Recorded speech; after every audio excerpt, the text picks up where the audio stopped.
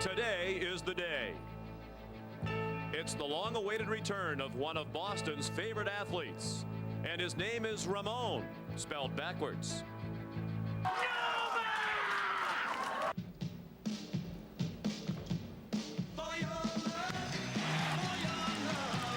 Welcome back, Nomar.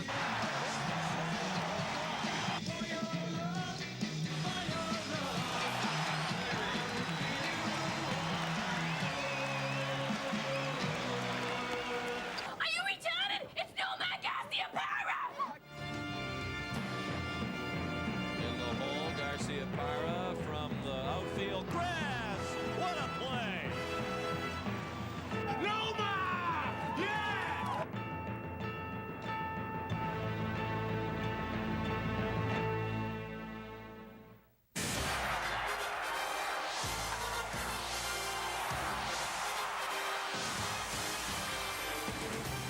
Fox 25 Sports welcomes you to Fenway Park, where today Nomar Garcia-Parra will make his first appearance of the 2001 season in the rubber game of this three-game series between the Red Sox and the Chicago White Sox. Hi, everyone, and welcome. I'm Sean McDonough. Delighted to have you with us. Seems every day another player is returning to action for the Red Sox. On Friday night, it was Brett Saberhagen. Yesterday, Carl Everett. And today, the long-awaited return of Nomar Garcia-Parra. He had wrist surgery on opening day of this 2001 season. Today, he's back in the lineup, batting third and playing shortstop. The Red Sox welcome back the two-time defending American League batting champion. He has had at least 20 homers and 90 runs batted in each of his 4 Major League seasons. And he was, of course, the 1997 American League Rookie of the Year. Jerry, a lot of excitement in the ballpark today with Nomar's return. I guess, Sean, if you look back to spring training and say you're going to be without Nomar Garcia-Parra, and when he returns, you're going to be 3.5 games behind the Yankees and still very much in a wild card position and have to be very happy about that. Now, expectations for Nomar, remember, if you go through a normal spring training, you have somewhere between 50 and 70 at-bats. He's probably had between 15 and 20 at Pawtucket. So I think we all have to be very patient, but it sure is nice to see him back at Fenway Park and seeing him out there at shortstop. In the pitching matchup today for the Red Sox, it'll be David Cone. He's been outstanding. The Red Sox have won each of his last 10 starts. He's 6-0 personally over his last 9 starts. And Sean Lowe gets the call for Chicago. First pitch on another beautiful day at Fenway Park right after this. Boston Red Sox baseball on Fox 25 is brought to you by your friendly New England Dodge dealer near you. In a perfect world, everything would be different. By Bud Light, for the great taste that won't fill you up and never lets you down. Make it a Bud Light. By your New England Ford dealers. Visit your New England Ford dealers for the best-selling trucks on the planet. And by Southwest Airlines, celebrating 30 years of freedom. 30 years, one mission, low fares. Now the Monopoly game at McDonald's is more exciting because you can pick your prize. What will you pick when you win? Pick a Philips home theater system or other great prizes like an Olympus digital photography package. What will you pick? Or a HP home computer system. You now control the world. Play the Pick Your Prize Monopoly game at McDonald's. What will you pick when you win? We love to see you smile. The long jump. The dash. Life is like a sport, and your feet take the impact hard. But new Stride Guard insoles absorb 50% more heel impact than these Dr. Scholl's. Take more impact in stride. New Stride Guard insoles. Finally, some good news about tires. Pep Boys has lowered prices. Get high-quality 55,000-mile Futura tires now as low as 4 for $139. Hey, when it comes to saving money, all you need to know is where to go. Pep Boys.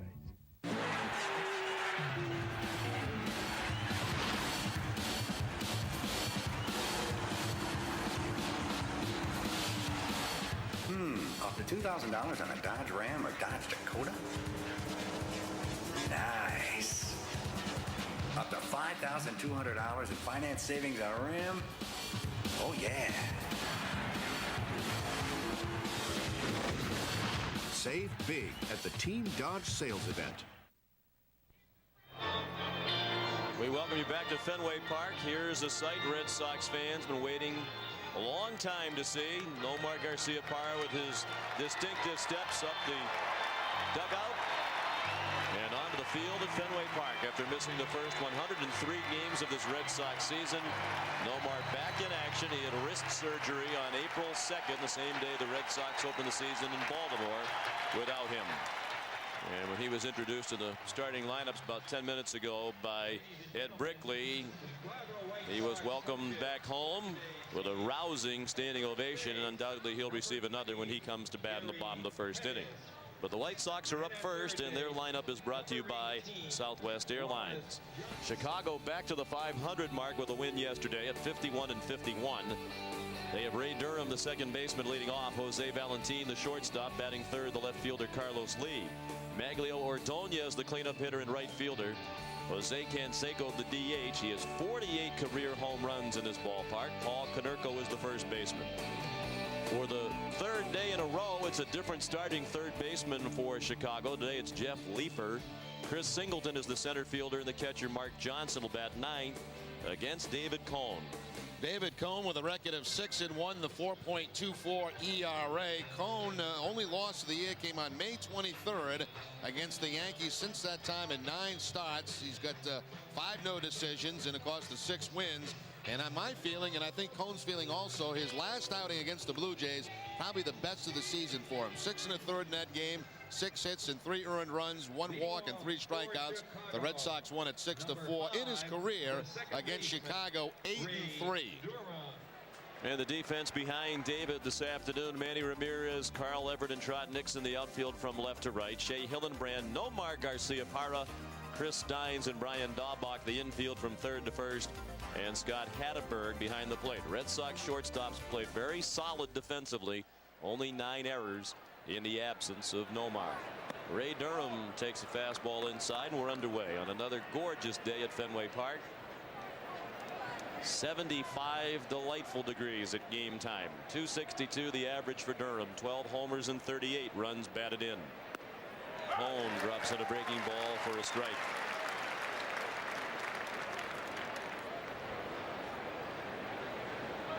Durham 2 for 8 in the series with a double. 1 for 4 yesterday, 1 for 4 Friday night.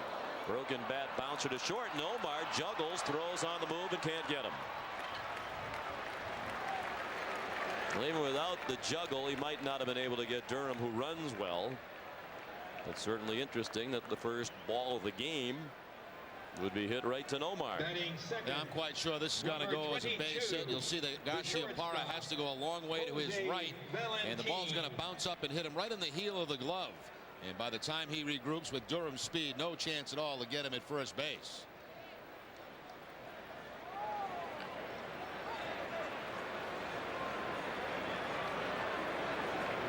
Well, they posted an error. So Garcia-Parra on his first chance commits an error. And that was a borderline play, a scoring decision that really could have gone either way. Well, I agree with you, Sean. If he makes that play clean, it's going to be bang bang at first base with Durham going down the line. That's a tough error.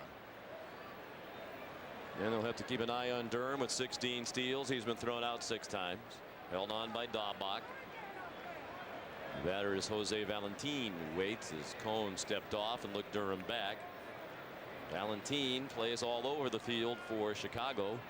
The outfield, third base, and today he's at shortstop, hitting .273. 15 homers and 40 runs batted in. He was their starting third baseman on Friday night. A pitch out. Durham was not on the move.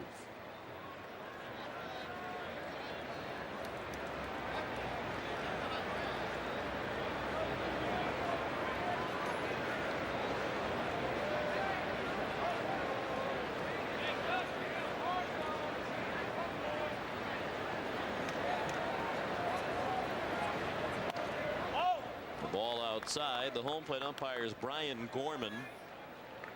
Doug Eddings has the plays at first, Eric Cooper at second, and Jerry Crawford, the umpire, at third.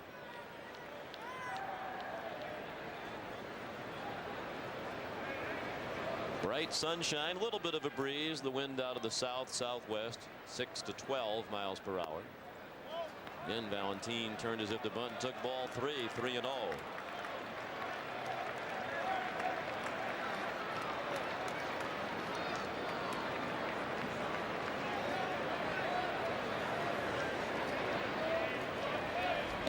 And there's a strike. Would you agree that with Nomar's return at shortstop, certainly the Red Sox have more range than they will have had from any of those who have played this season before him, but that the group that was playing, including Mike Lansing, was probably steadier on routine plays than Nomar has tended to be, and that wasn't a routine play to start the game, but Nomar might be occasionally more prone to an error on a routine ground ball with an errant throw or whatever than those guys were. Generally, guys that cover more ground pick up more errors because they're making plays that are out of the ordinary. And that certainly happens quite often with Garciaparra. The group that played. Durham runs, but it's ball 4.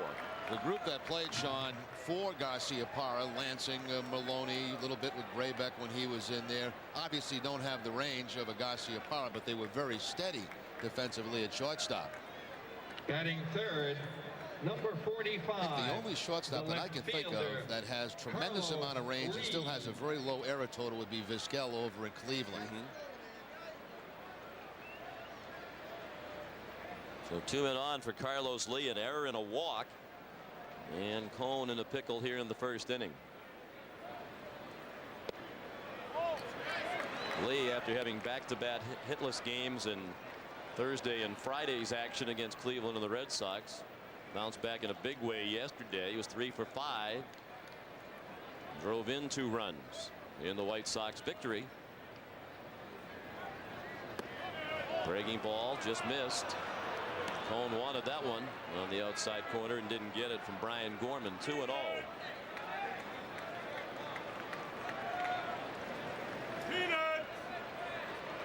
Red Sox, with the loss yesterday coupled with the Yankees' 7th straight win, are now 3.5 games behind New York in the American League East. There's a strike. 2 balls and 1 strike.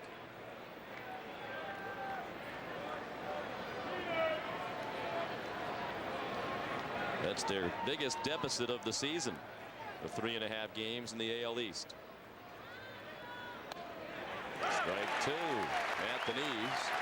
2-2 now on Lee with the cleanup hitter Maglio Ordonez on deck.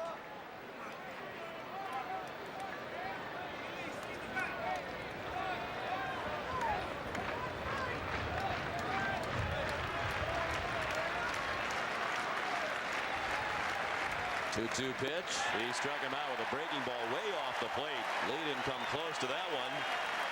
First out of the ball game, a strikeout for David Cone. Cone drops down just a bit more to the side, and apparently Lee thought this was a fastball the way he swung on it. That's not even close to the outside part of the plate. 30, the right Not fielder, often you see a major league hitter, especially a good one like Lee, miss a pitch by that much. No, he didn't pick up the rotation on that at all. It's a fastball. So here's Ordonez, and he had a good day yesterday as well. He was 3 for 5 with 3 doubles and an RBI. Now 5 for 9 in the series, raising his average to 296. 19 homers and 63 runs batted in. He's hit in 9 of his last 11 at 390. The ball low and away.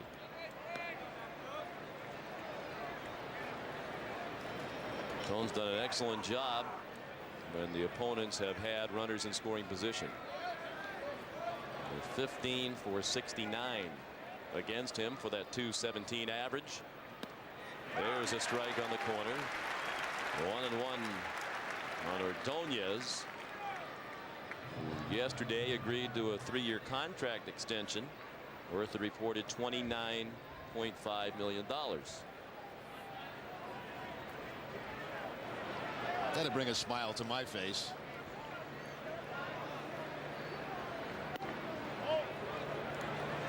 Well, that's the kind of guy that you are, that you would smile at somebody else making $29.5 million.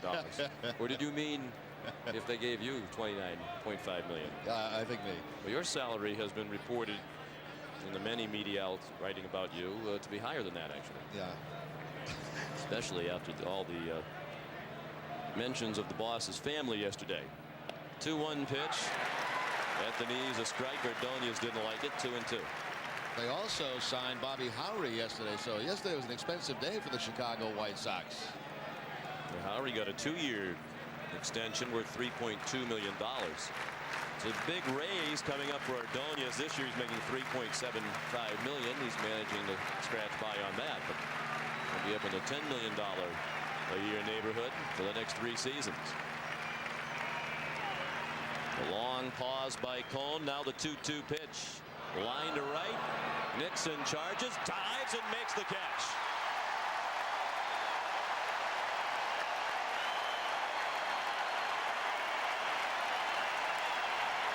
Well, I really believe that Trot Nixon at first did not think he was going to be able to make a play on that because he was trying to deke the runner at second base.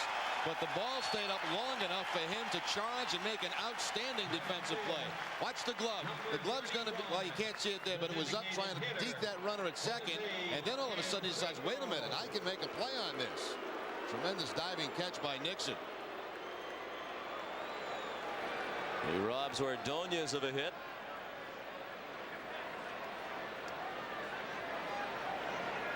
So now there are 2 outs. The runner's still at first and second. And here's Canseco. Jose hitting .298, 6 homers and 15 runs batted in.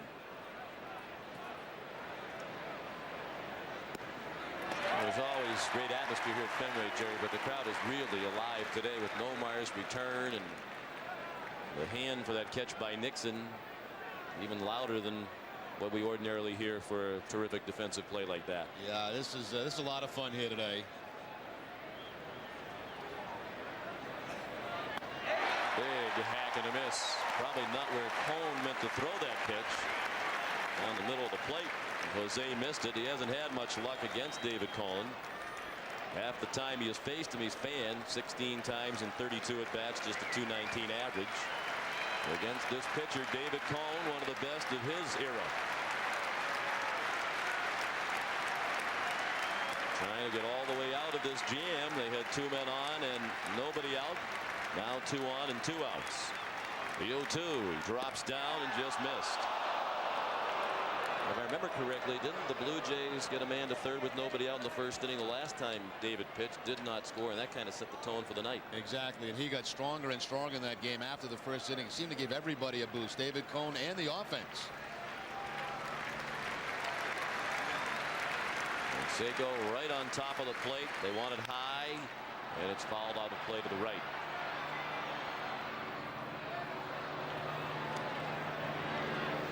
Even when Nomar went out to take his ground balls at the start of the inning, after the first one he caught and threw to first base, he got a standing ovation for that. They've been waiting a long time for number 5 to come back, and they're excited about it.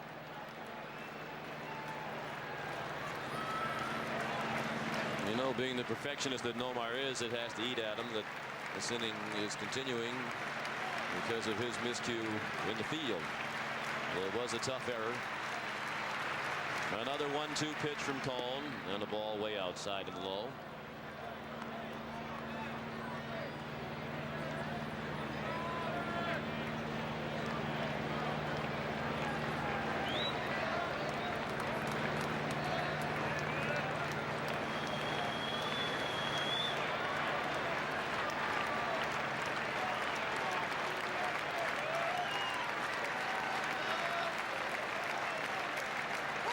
The 2-2 pitch. Just inside with a fastball. Check swing. No, said the first base umpire, Doug Eddings. Well, if this first inning is any indication, Gorman's going to have a very small strike zone today. There have been a couple of pitches. I thought that had a chance to be a call for a strike on the inside corner. Yeah, it certainly looked like it. That's supposed to be a strike these days. Apparently Brian Gorman didn't get the memo. So now the runners go with a 3-2 pitch, and Canseco strikes out. Swing and a miss on a breaking ball. Cone out of the jam in the first. The error does not hurt. Cone struck out 2. After a half inning, the White Sox nothing, and the Red Sox coming up.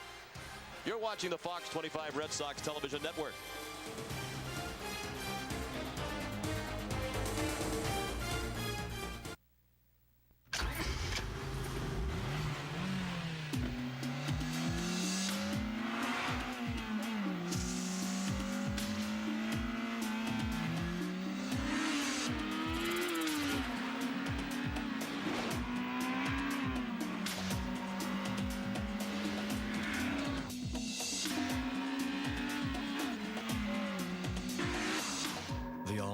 200 horsepower Acura RSX. So, Doctor, you've been studying the effects of Red Bull for months. What exactly have you discovered? Energy boundaries and biorhythmic fluctuations can make it difficult to maintain a baseline rating of muscular contraction and neurotransmittable impulses, of course. Indeed, the oxyribonuclear acidity and orbital phases of gravitational fluctuations can indeed result in a fibromyalgic Red Bull type of situational relevance as well. But we've calibrated the amount of available regenerative tolerances. Can you say that in English? Simple, little man. Red Bull gives you wings. David Cone got out of a jam in the first with some help from Trot Nixon. The White Sox did not score. Now the Red Sox getting ready to come to bat. Their lineup brought to you by Southwest Airlines. The Red Sox are 59-44 through 103 games. Chris Steins, the second baseman, leads off. Trot Nixon, the right fielder, hitting second today. Nomar Garciaparra in the lineup for the first time this season with his .333 career batting average. Manny Ramirez, the left fielder and cleanup hitter. Dante Bichette is the DH. Carl Everett in his second game bats sixth again today and plays center field. Brian Daubach, the first baseman. Shea Hillenbrand at third base. And Scott Hatteberg, the catcher, bats ninth against Sean Lowe. Sean Lowe moved into the starting rotation when David Wells went out of the rotation to undergo back surgery. He has made 5 starts, and in his starts he is 3-2 with a 3.31 ERA, 38 strikeouts in 74 1/3 innings. He's making his first career start against the Red Sox. He worked 1 inning against Boston last year out of the bullpen. He'll work first to Chris Steins, who had a good day yesterday. 3 for 3 with a walk. First pitch, a fastball for a strike from Lowe. So with Steins heating back up and with Jose Offerman's continuing struggles at the plate, it's Steins in there today, leading off and playing second. Bounce to short. Valentin is error prone, and his low throw dug out of the dirt by Konerko. The White Sox defense, and they've played flawless defense without an error in 5 games against the Red Sox this season. They've won 3 out of 5. Carlos Lee, Chris Singleton, Magno Ordonez, a good defensive outfield. Jeff Leeper, Jose Valentin, Ray Durham, and Paul Konerko, the infield, and Mark Johnson starting behind the plate for the second time in the series. Here's Nixon, who's already turned in a defensive gem. Trot hitting .277, 16 homers and 52 runs batted in. After an 0 for 3 yesterday, took strike 1 of the belt on the first pitch from Lowe.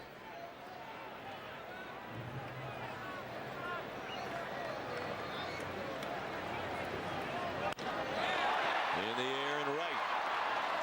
Ordonez. Look out. The center fielder Singleton came over and they nearly collided. Ordonez made the catch. Now Nomar Garciaparra.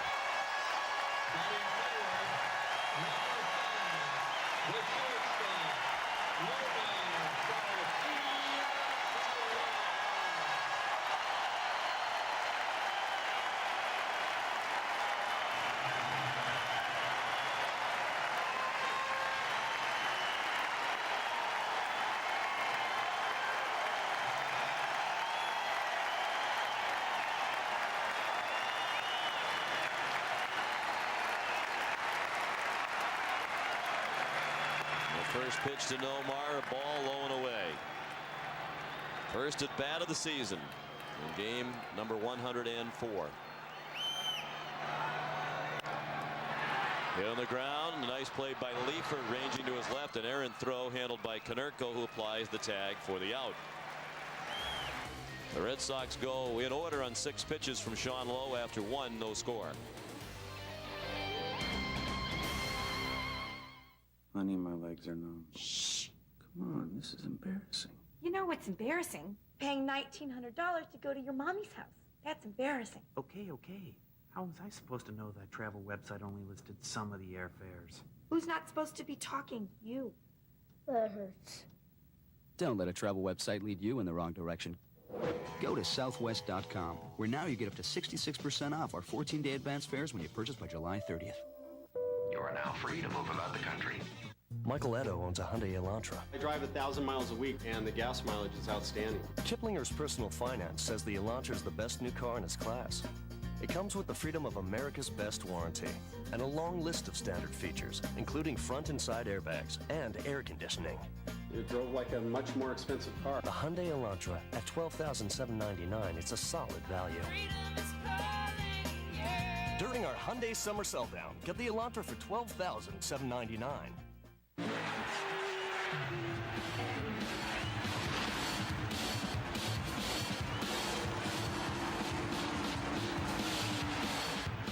$2,500 cash allowance on a Dodge Durango. Cool. Almost $7,500 in finance savings. Now, where was that finish line? Hurry in, save big at the Team Dodge sales event. Every night, a different approach, a different perspective. Every night, Fox 25 is bringing you a different reason to watch. Fox 25. The news is on at 10.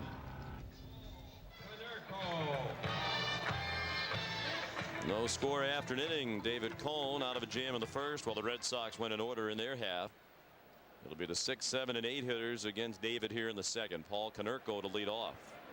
Then Jeff Leefer and Chris Singleton.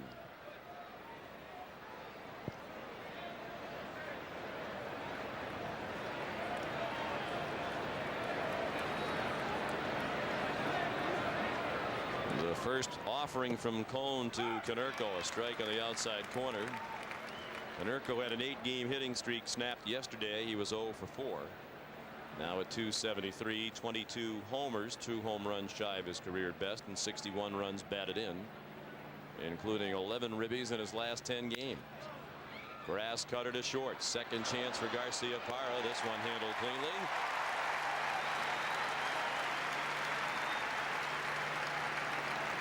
One out.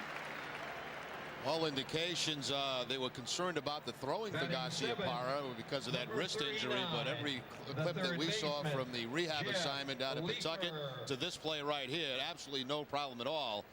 And of course, Nomar really used that wrist quite a bit to throw that ball to first base, and he has had absolutely no problems at all. He played in 3 games in the field for Pawtucket out in Indianapolis, was the DH in 1, played in 4 rehab games overall. He made 1 error in the 3 games at short.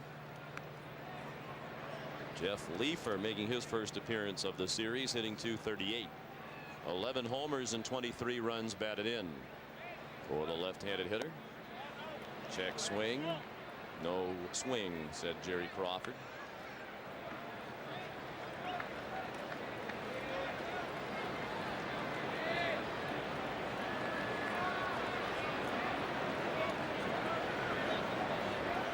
The 2-0 fastball at the knees.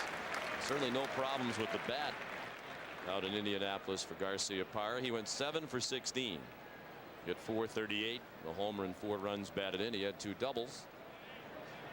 Most importantly, he didn't complain of any difficulty with the wrist. Now, the point I was making in the open, Sean, you go to a normal spring training and you generally get between 50 and 70 at bats. That's quite a few. He's had probably a total of 15 to 20. Leefer hits it high in the air and deep in center. Everett retreating, backpedaling to the wall to make the catch.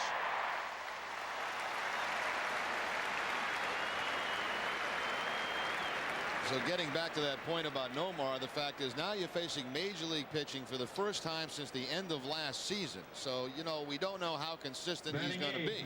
Now, a lot of times in spring training we see him start off strong and never slow up the whole way through. But I think we have to be patient, especially with his at-bats.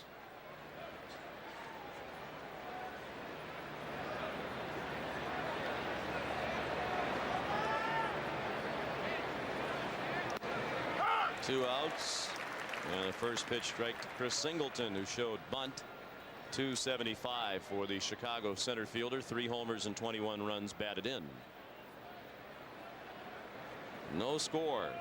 Cone's retired 5 in a row since the first 2 men reached last inning. David quickly ahead of Singleton 0-2. Singleton slumping. Floater just missed. Singleton is 2 for his last 14, 5 for his last 28. Was 0 for 4 Friday night, grounded into 2 double plays. He gets a little pop-up. It'll be Hillenbrand to end the inning. A 1-2-3 inning for David Cone after an inning and a half, no score on the Fox 25 Red Sox television network.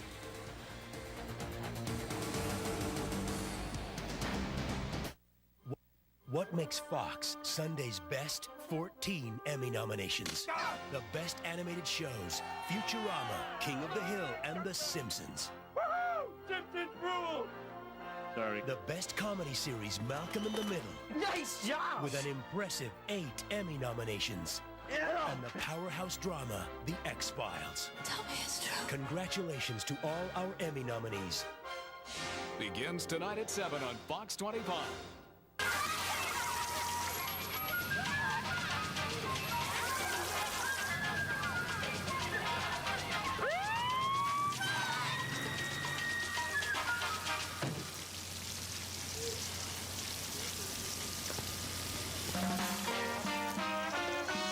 Dunkin' Donuts iced coffee.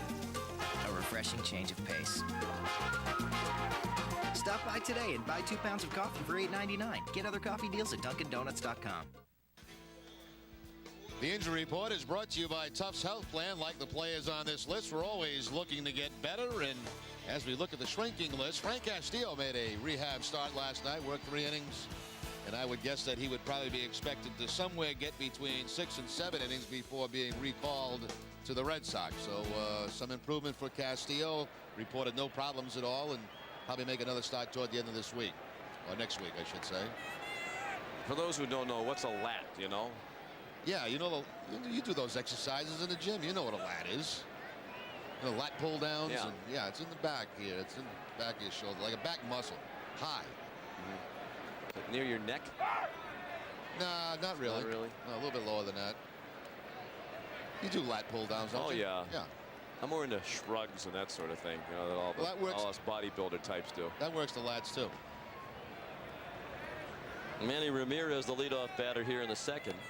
A little disappointed you didn't use the telestrator today to highlight the player on the injury report. Usually it's a way we can finally find a way to use the telestrator. I'm sure I'll come up with something during Today? the game, yeah. All right. Sean Lowe delivers, and Ramirez hits a little fly ball along the right field line. And into the seats. And left the bat, it looked like it was going to be well back into the seats, but as it carried in the air, it got a push from the breeze that's blowing out toward left. That helped to straighten it out a little bit and flirted with the line for a while. Yeah, the first baseman, second baseman, right fielders today can't quit on pop-ups in that area because it is going to get a push if it's high enough back toward the field of play. Oh, another crummy day here in New England. Yeah, the weather's been rotten this entire homestand. The weather just can't be better than the last 3 days, as our friend Larry King might write in his Monday USA column. You look good. You look up good weather, folks. You look up these 3 days. I want to tell you, friends. That's right. That's tomorrow morning. I can't wait. I know you run down love the neighborhood convenience store to pick up that USA Today to read Larry's ... Strike 3. Good pitch by Lowe. No argument for Manny. That's the first strikeout for Sean Lowe. He's now the graybeard of this starting staff at age 30. Batting fifth, number 19. It's been a strange season, series for Ramirez. It seems like it's either a walk or a strikeout over the weekend. Now that ball off the outside edge, but the generous call by Gorman. So I guess it's flip a coin here early in the ball game. Yeah, he hasn't really been consistent with the strike zone. David Cone would like that pitch. Bichette flinched out of the way of a ball in tight. Dante hitting .313, 10 homers and 40 runs batted in. He's quietly put together a 7-game hitting streak, although he has just 8 hits over the 7 games. He's hit .286 during the streak, which is lower than his season average. But that's moved beyond the mini streak stage, has it not? Solid. Solid, in a solid 7-game streak country.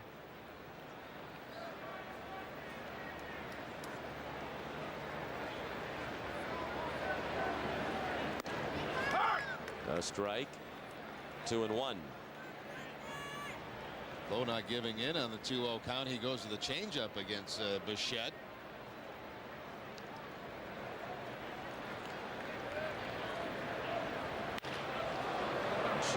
jammed. He pulled one into the Chicago dugout. They got Royce Clayton dancing up the steps of the dugout to get out of the way.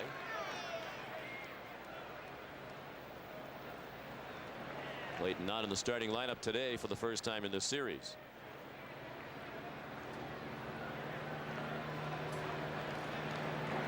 Now the 2-2 to Bichette. Outside. Carl Everett's on deck.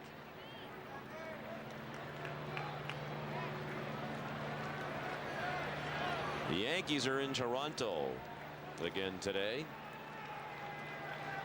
New York will be looking for its 8th straight win.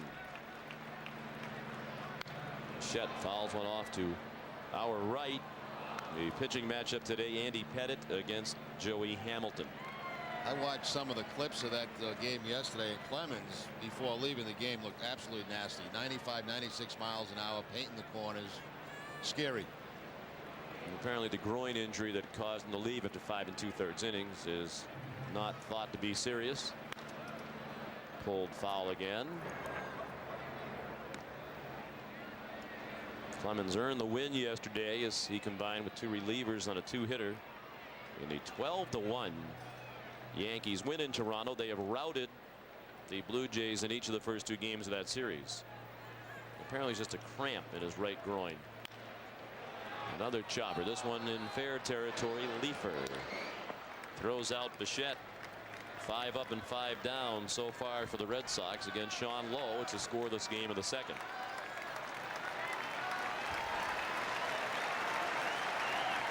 Batting 6th, number 2. Here's Carl Everett. Made his return to action yesterday. After being out for more than a month with a knee injury. Everett hitless yesterday. Hitting .280 for the year. 9 homers, 42 runs batted in. He takes a strike at the knees. Carl was 0 for 4 yesterday. He missed 32 games. Red Sox went .500 during that time, and of course through all of that time they were also without Garciaparra. Much of the time without Pedro Martinez. Jason Varitek bounced up the middle, handled by Valentin, and Lowe has another easy 1-2-3 inning. After 2, no score. You're watching the Fox 25 Red Sox television network.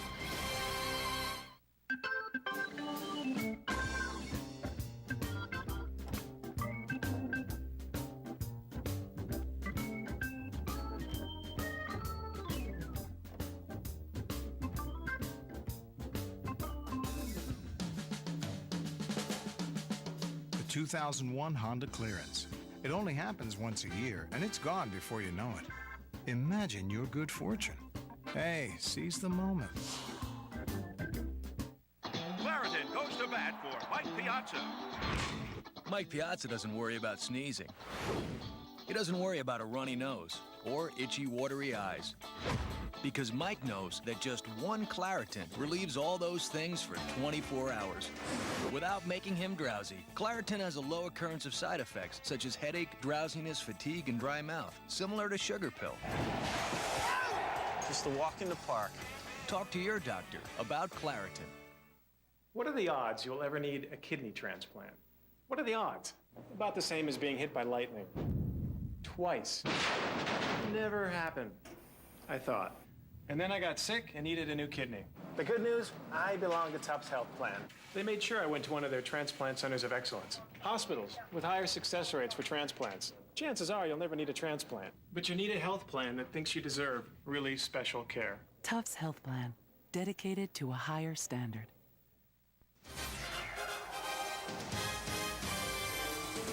Red Sox baseball continues on Fox 25 from Fenway Park. No score as we go to the third. And here with his daily appearance to read the disclaimer is our fabulous intern, Dave Bauman.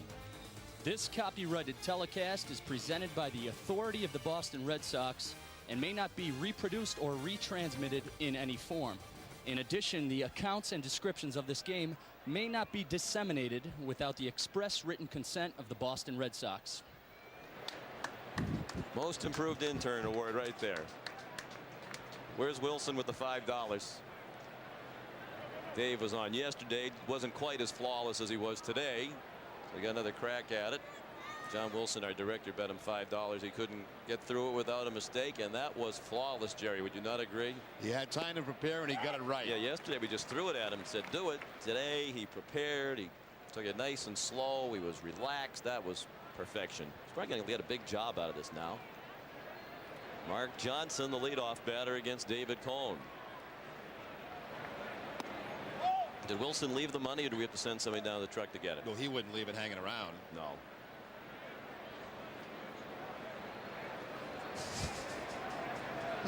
He does throw quarters around like they're manhole covers, so getting the $5 would be tough. As John just said in our ear, we'll need the jaws of life to get the $5 out of his pocket. Hit on the ground to second. Chris Steins to Brian Daubach for the out. One out in the third, a pitcher's duel. Neither team has had a hit.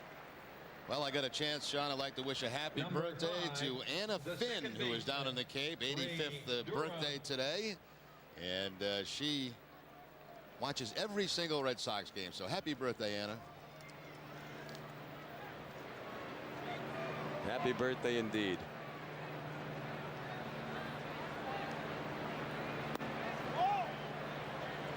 Ray Durham, the leadoff batter. First batter of the ball game, reached on an error by Nomar Garciaparra. If you tuned in late, he had a little dribbler, slow roller on the left side of the infield. Nomar had to charge it and go to his right. He juggled it. It was a borderline hit or an error, and scored an error. But it did not hurt as Cone got out of a jam in the first, and the White Sox haven't had a base runner since. Yankees and Blue Jays are underway, and New York already leads 1-0 now in the second in Toronto. Base hit through the left side, so that's the first hit of the game for either team. An opposite field single by Ray Durham. The guy's just a very solid player. Yes, he is. You remember there was some talk a couple of years ago, maybe moving him to center field. But they have kept him at second base. Very solid at the top of the lineup. Strikes out a lot for a leadoff man, but also gets on base a lot with the walks, and of course generally maintains a pretty high average. He gives you some pop too. He'll hit some home runs. He's at 12 this year. He's at first with one out for Jose Valentin, who walked in the first inning and was stranded. He was the last man to reach prior to that base hit by Durham. The ball up and away on Valentin.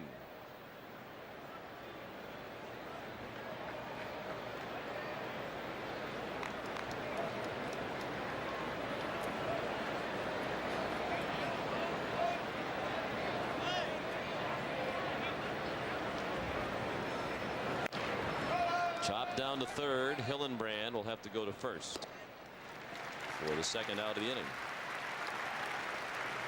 Durham to second with 2 down.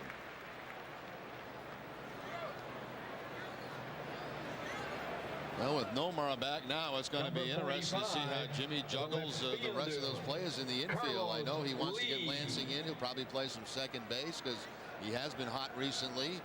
You got Jose Offerman getting the day off today.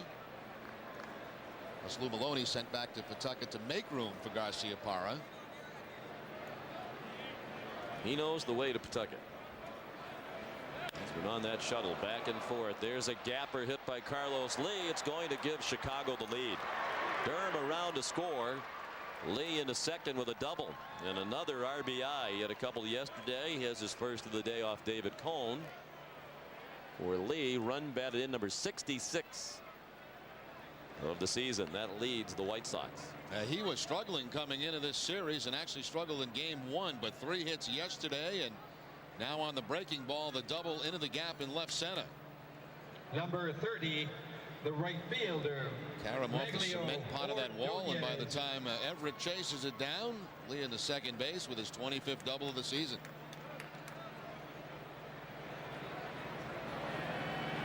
He's in scoring position for Maglio Ordonez. Was robbed of a hit on a terrific diving catch by Trot Nixon in the first.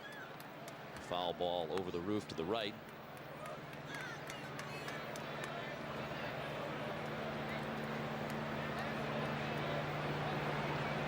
Ordonez in the All-Star game each of the last 3 seasons. He's from Venezuela.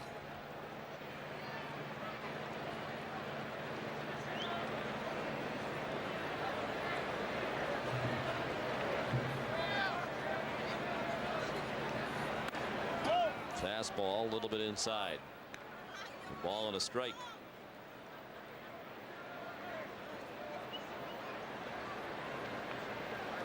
Ordonez has had some nagging injuries this year.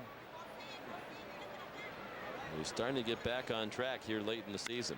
Ripped up the middle. Terrific pickup by Steins. And he throws him out to end the inning. That saved a run.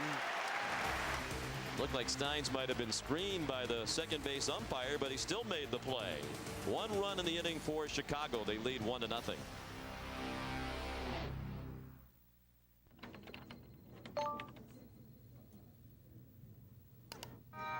Congratulations! You launched the pink slip virus. Your office is now infected. They'll soon trace it to you. Good luck finding a new job.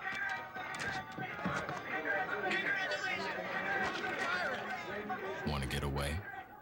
Now you can. Just go to southwest.com where you get up to 66% off our 14-day advance fares when you purchase by July 30th.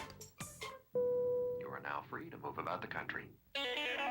During the Mercury 2001 clearance, get 0.0% financing on every Sable in stock.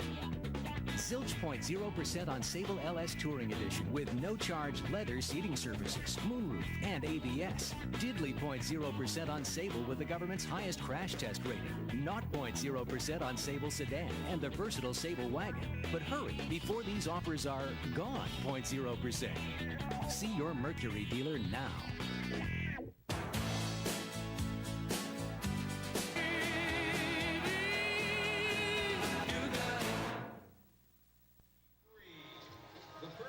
Chris Stein saves the Red Sox a run. A shot by Maglio Ordonez up the middle, and you're right, he was blocked also by Cooper, the second base umpire. I don't know how he even saw that ball, and plus he got the big high hop. But a nice play by Chris Stein to save a run. I tell you to work as an infielder from the ground up with the glove, but he really had to be quick to get up for that one. That was a bullet. Someone near our crowd mic seemed very excited about that. They love nice plays, especially when they save runs. So the Red Sox down a run as they come up here in the third against Sean Lowe. The Red Sox still looking for their first base runner. Lowe's pitched 2 perfect innings. Brian Daubach, the number 7 hitter, takes the ball in the dirt. 265 for Brian, 16 homers and 51 runs batted in. He's 2 for 10 on the homestand.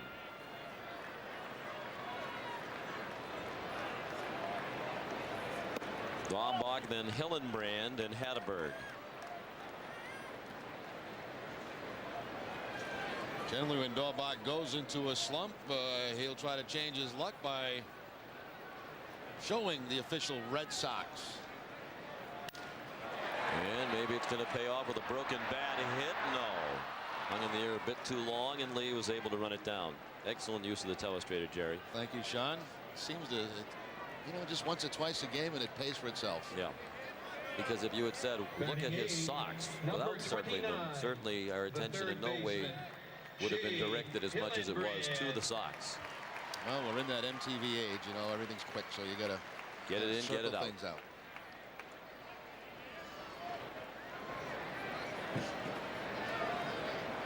Shea Hillenbrand, the batter. The ball low. And you do, because with that telestrator, they change the shot so quickly, and we never really know when they're going to move on to the next thing. So you have to get it in there, erase it, get it out. And you do that with a touch of a finger, for those who don't know. You just draw right on the screen with your fingertip, and then you touch the corner of the screen, and it goes away. Amazing technology. Can you demonstrate how you do that? Go ahead, draw on yourself. There you go. Bing. It's that simple.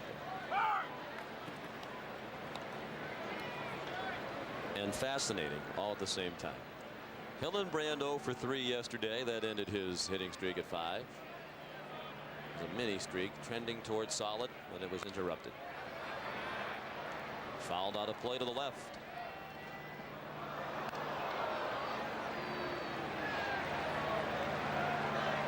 It was interesting because for a while, when Garciaparra's return was approaching and Hillenbrand was not playing very much and struggling when he did play, there was speculation he'd be the guy to leave, go down to Pawtucket and play every day. But his recent surge perhaps cemented his spot on the roster. Might have been Merlone all the way anyway. Well, you've also got Lansing now that can back up Nomar if they have to give Nomar a day off. Steins can go over to play some third base. So they got some versatility now in that infield. And Hillenbrand, after a slowdown for a little while, has picked it back up and continues to learn every day. And they love what he's done for the Red Sox. Obviously, coming out of spring training. Big jump from Double-A to the big leagues. 3-2 pitch, chop foul. In an active spot down there by the end of the Chicago dugout.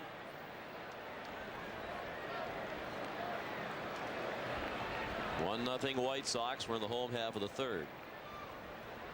One out and the base is empty and a full count on Hillenbrand with Hatteberg on deck.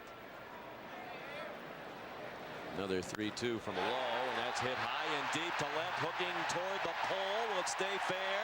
Yes! Home run for Shea Hillenbrand over everything and left. He got a hanger from Sean Lowe and he didn't miss it. The Red Sox have tied the game at 1 on Hillenbrand's 9th of the year and his 36th run batted in. That ball was hit a long way from Shea Hillenbrand inside, just stayed inside for him, and the question was it going to be fair or foul? No question about the distance, way over that foul pole.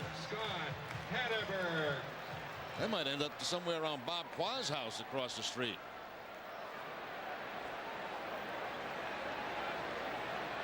Hope it didn't damage that nice hat Qua had on the last homestand. Hope it didn't break that bottle of champagne he's chilling too for tonight. Oh, does he have a big date? I think so, yeah.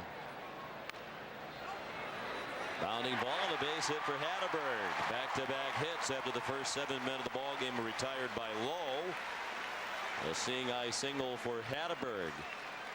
Back in the hit column after an 0 for 4 yesterday. 0 for 4, but had a couple of very good at-bats yesterday against the left-hander Burley. A line drive up the middle. I think Jimmy Williams calls it Buzzard's luck. Didn't have any Buzzard's luck yesterday. Well, he gets the base hit here on the ground ball between first and second.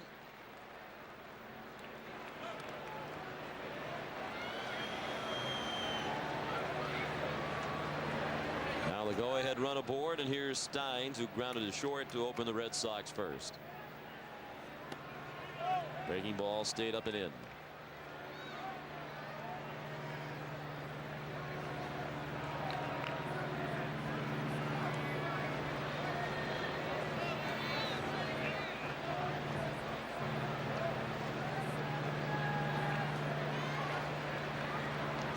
Lowe throws to first to check on Hatteberg. Lowe's a Texan, born in Dallas, lives in Mesquite, Texas. Right outside Dallas. 30 years old. Another big sturdy pitcher on this staff. 6'2", 215 pounds. They pitch out and the runner is going, and Hatteberg's in major trouble. Tagged out by Durham. They had the hit and run on, and the White Sox knew it was coming. That'll make you wonder, obviously. You know, are they picking up our signs? They pitch out, perfect pitch out. Nothing Steins can do except maybe throw the bat at the ball. And of course, Hatteberg's going to be out by a long distance on the hit and run. Joe Nosek, who was in that dugout for the White Sox, has been one of the best in the business for a long time, as Joe, of stealing signs. He's been with the White Sox a long time, as you say. He was there when Gene Lamont was the manager of the White Sox. Steins walks. The first given up. Now, would the third base coach in this case, Lamont, be responsible for establishing what the signs are going to be, or is that something that he would work on in conjunction with the manager? Well, obviously, what bench coaches do is they watch both manager and third base coach. And Jimmy does the same thing. He'll watch the signs coming from the manager to the third base coach, and they'll try to figure out which one they have a better chance of stealing from. That's why some managers don't give the signs. They may have a coach on the bench give the signs, or a player, or in some cases even a trainer. You told us once off the air that there was a Red Sox manager you played for who had the trainer. Don Zimmer. Yes. Don Zimmer had Charlie Moss at times giving the signs to Eddie Yost down at third base. But they'll change signs too a lot during the course of a season, especially if they play these teams a lot in a short period of time. So they may have a complete different set of signs this weekend than they did last weekend in Chicago. Jimmy coached third base for a long time with Atlanta, and he's very good at picking up signs.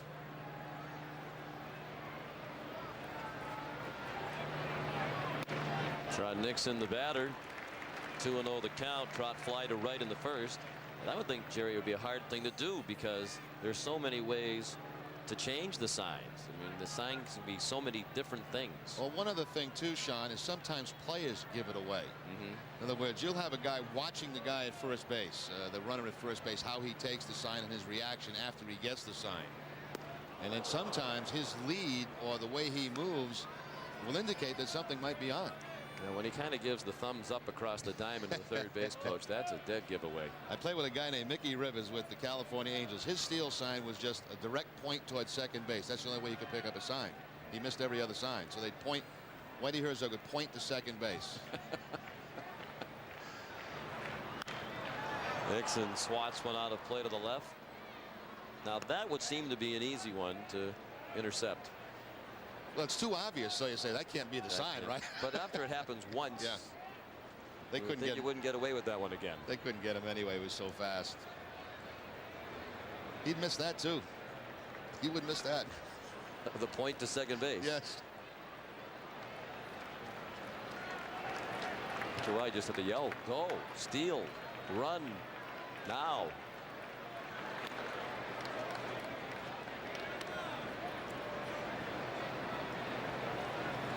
Steins will run on occasion. He has 4 stolen bases.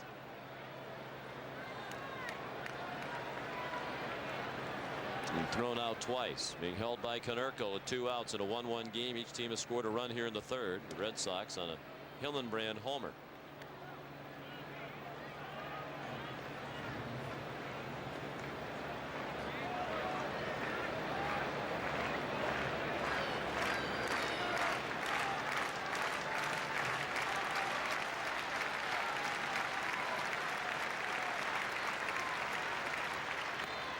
Inside and almost grazed Nixon. So the count is full with 2 outs. Steins will be running. Should Nixon reach, Nomar Garciaparra would have his second at bat.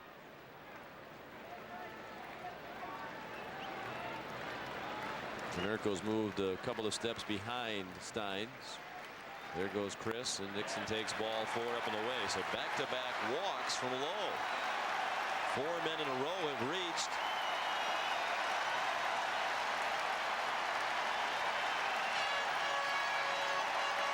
Nardi Contreras, the pitching coach, on his way to the mound, and the fans salute Nomar again.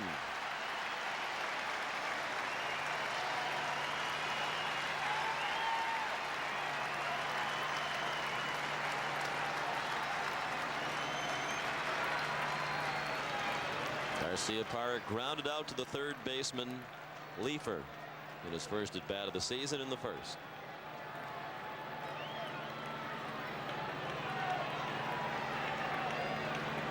Number 5, the shortstop, Nomar Garciaparra. Nomar led the league at 372 last year. He led the American League with a 357 batting average in 1999. Career .333 hitter in 595 major league games. And he takes a strike on the inside corner. A good fastball from Sean Lowe.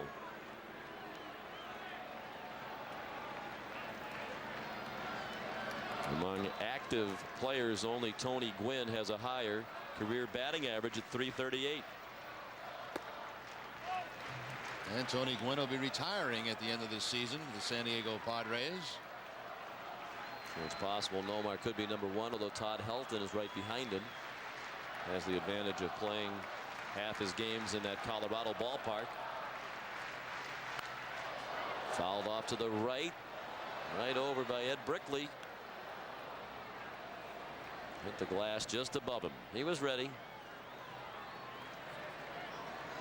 I think Ed has somebody in that booth now whose sole responsibility is just to cue him when he's on so he can give his familiar wave to the camera.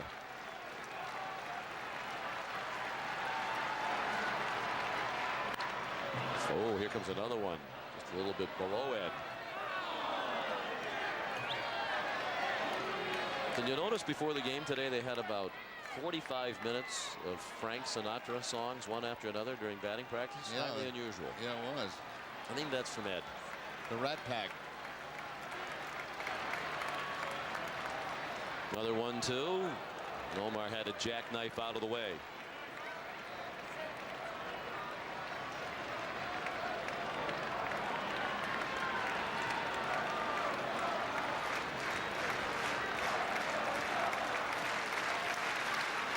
The 2-2 pitch.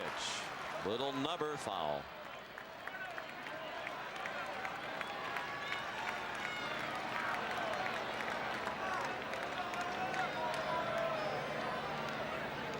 Nomar's last hit was last September 29th at Tampa Bay. He went 2 for 5 in his last game of last season.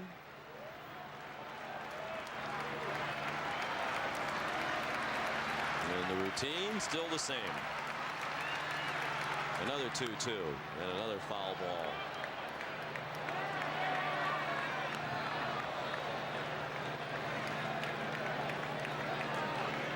I think that alone would be taxing on the wrist. All that pulling at the batting gloves.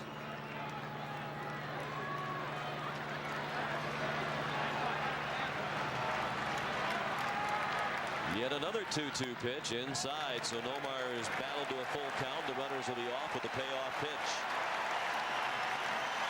Lowe's thrown 30 pitches in this inning.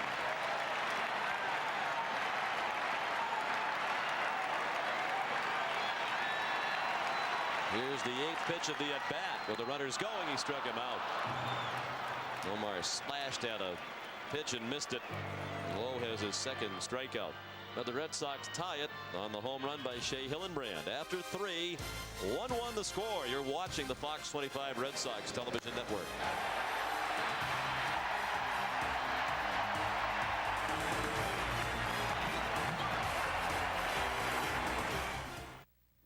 Pedro, can you win 30 games this year? I'm not sure, but I'll give it a try. Pedro, do you think this is the year? We'll just take it one game at a time and give it 100% effort. Hey, this is a two-part question. Did you know that the lobster roll was back at McDonald's? Yes, I did know. And how do you feel about that? Hungry. Thank you. The delicious lobster roll is back at McDonald's, and now you get more lobster than ever for just $4.99. Plus, you can get a disposable camera with free film processing for $1.99 when you buy an extra value meal. Here you go, kid. Thank you. Finally, some good news about tires. Pep Boys has lowered prices. Get high-quality 80,000-mile Futura tires now as low as 4 for $179. Hey, when it comes to saving money, all you need to know is where to go. Pep Boys. Americans have places to go, things to do, so they go Midas. Alignment, we do that.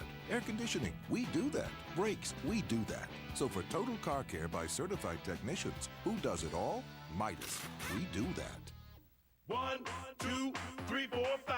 Everybody in my Ford, let's go for a drive. It's here. Ford's authorized clearance at your New England Ford dealer. A little bit of fun along the way. Now get huge savings on the #1 selling truck in America, Ford F-150. Get up to $1,500 cash back or choose low 2.9 financing. That's $1,500 cash back or 2.9 financing on the big tough Ford F-150. The Ford authorized clearance going on now at your New England Ford dealer. Back at Fenway Park, each team with a run on 2 hits. The Red Sox made an error, and we head to the 4th. Tied at 1 after Shea Hillenbrand hit a homer in the bottom of the 3rd. A long homer. They had to come in, those who estimate the tail of the tape, to our booth to look at replays between innings to try to estimate that distance. And when they announce it, we'll pass it along to you. Canseco struck out swinging to win the 1st. He stranded a couple of base runners. Strike at the knees. Let's pause for station identification on the Fox 25 Red Sox television network. You're watching WFXT, Fox 25 Boston, home of the Red Sox. The 0-1 pitch. Close, but a ball.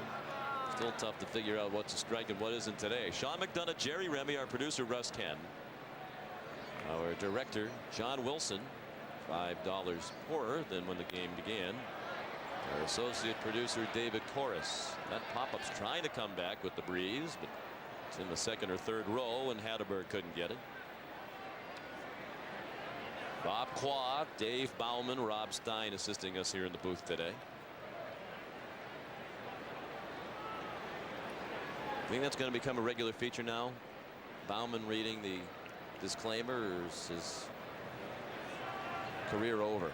Well, Red Sox lost yesterday. We'll see how they make out today. 2 losses, and I think you're out. Okay. There's another foul ball back here. Well, John Wilson wants me to do it again because he wants to go double or nothing. If Dave does it perfectly again tomorrow or our next telecast, he wants to go double or nothing. So Dave has a chance for $10. So I say let's do him again. Let him do it again because we'd like to see Wilson have to reach into his pocket for the first time in his Red Sox directing career. Friday night, right? Friday night. So Dave's got all week to think about it. And you know, after Dave did it yesterday, and he had 1 or 2 stumbles, and I was trying to tell him after the game, you were fine, you know, because he thought he struggled a little, and thought we had Dave's confidence built back up. At breakfast this morning, John Wilson said, "You were terrible." Way to boost the future broadcasters of tomorrow. Breaking ball swung on and missed. Canseco strikes out. Of course, from John, that's a compliment, though. I mean, that's about as nice as it gets. That meant he was pretty good. Sunny Sunday morning. Over the top breaking ball that time from Cone. Second time he's got Canseco on the breaking ball this afternoon.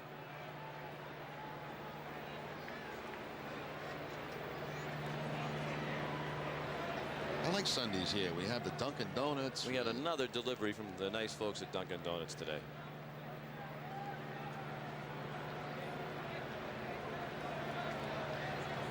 Paul Konerko, the batter. One strike on Konerko. He grounded to short, leading off the second inning. 1-1 game in the fourth. The Yankees have opened up a 4-0 lead now in Toronto. They're in the third inning. Strike at the knees, outside corner. Terrific pitch by Cone. Nothing Konerko could do with that one.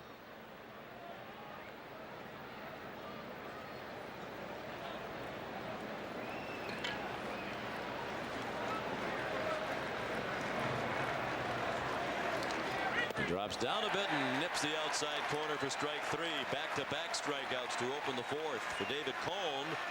He has fanned 4 Chicago hitters today. Well, if you're David Cone out, you just keep firing that thing about 6 inches off the outside part of the plate, because right now that's being called a strike. Third baseman. Very generous strike there. That ball never had a part of the corner. Konerko turned around. He couldn't believe it, so maybe keep working that area. Coin landed on heads. Konerko just shaking his head, and it's hard to blame him. Jeff Leefer, the hitter. He took a ball. Leefer out on a fly ball to center in the second.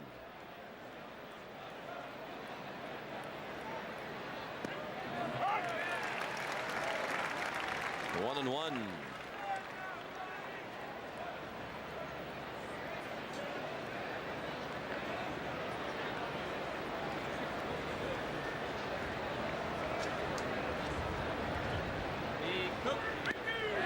Foul tip into the middle of Hatterberg. Leefer behind in the count, 1-2. Cone with a chance to strike out the side now. You got Canseco and Konerko. Now is 1-2 to Leefer. Just missed. Excellent movement on that pitch as it started inside and tried to drift back over the inside corner, but apparently it did not catch the corner. And Konerko's in the dugout saying, yeah, that was a strike on me. The 2-2 pitch is popped up in foul ground. Hillenbrand races over by the dugout. Now one rides the wind out of play.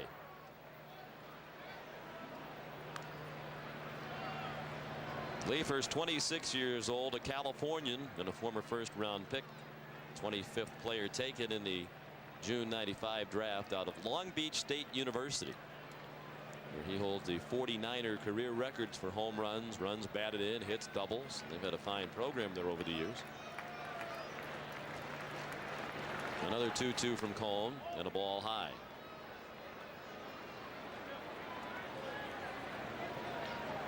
Chris Singleton hoping for a chance to hit here in the fourth.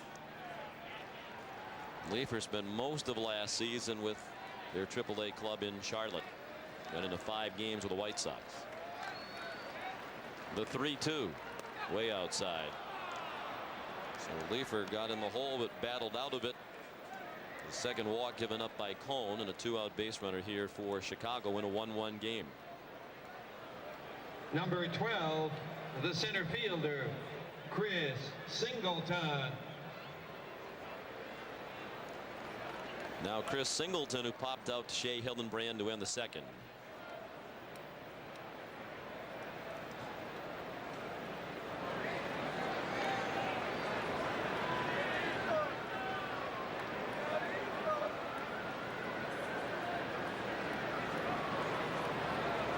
Leifer not really a threat to run. Does not have a stolen base this year. Has been thrown out once.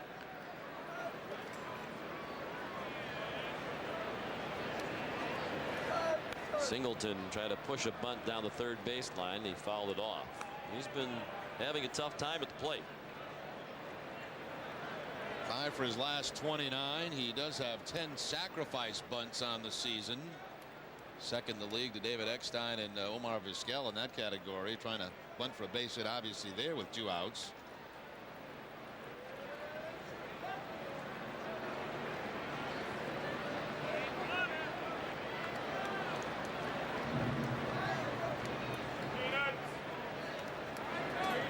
The 0-1 pitch hit hard and just fouled, just missed the bag at first.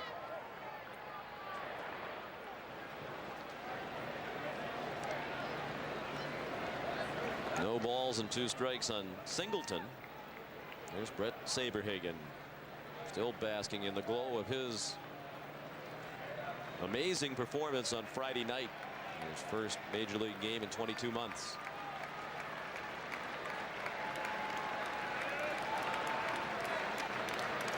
Hannenberg sets up outside and Cone hits the corner for his 3rd strikeout of the inning with the walk mixed in. 5 Ks in all for David. We go to the bottom of the 4th, tied at 1.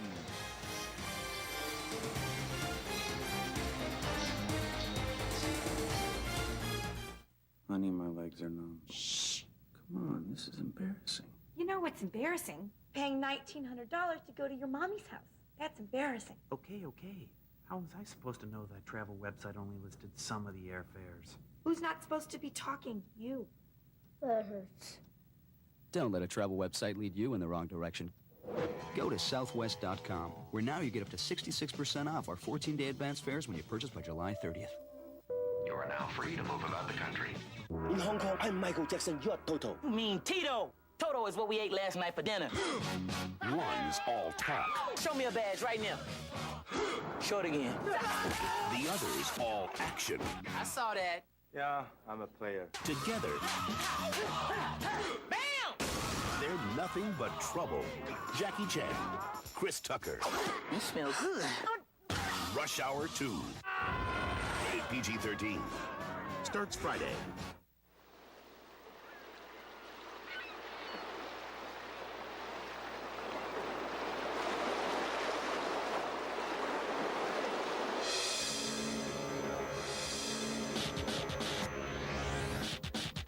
Escape to an exotic place that we call the driver's seat. The BMW 7 Series sedan, now available for $799 a month. BMW, the ultimate driving machine. Visit your local BMW center for a test drive. Time to go around the bases, brought to you by Budweiser with the crisp, clean, refreshing taste you'll find in no other beer. This Bud's for you. How about this one, Jerry? Kind of like your career. Mark McGwire, he hits them deep or he doesn't hit them anywhere. His last 7 hits have all been home runs. He's 7 for his last 31. All 7 hits homers. That's a .903 slugging percentage. .571 now for McGwire. 2 behind Harmon Killebrew for 5th all time. And in his last 31 at-bats, he hit as many as I hit my whole career. He hit 7. Lucky 7. McGwire hit a homer yesterday against the Cubs in the Cardinals' 7-4 victory, which got them back within 7.5 games of the front-running Cubs in the NL Central. 1-1 game here at Fenway, home half of the 4th, and Manny Ramirez took a first pitch strike from Sean Lowe. Ramirez was called out on strikes in the 2nd. Lowe has walked 2. They were back-to-back last inning. He has fanned 2. What would you say? It's 50-50 on that pitch just outside the corner. Yeah. Oh boy. Man, he must have went to Brinkman school. I think you could throw that same pitch twice in a row. One would be a ball and one would be a strike today. Fouled off to the right. Over near our Fox 25 luxury suite. It was quite a birthday celebration yesterday. Now, did you go back to the Kelly's house afterwards and play pin the tail on a donkey and badminton with your adopted family? No. Swing and a miss. Ramirez strikes out for the 2nd time. 1 out here in the 4th. Sean Lowe gets Ramirez with the breaking ball. 2nd time that Manny struck out Number today. 19, the designated Actually, hitter, last night while Dante Bichette. most people are out celebrating on a Saturday night, I went back home, had a nice tuna sub that my wife bought for me while she was out having dinner with friends. But it gives me a great chance to watch Cops on Fox and America's Most Wanted, and then of course the news at 10. And now, you mentioned the news at 10. I did not catch it. I was at the library studying my notes for today's telecast, doing extensive research.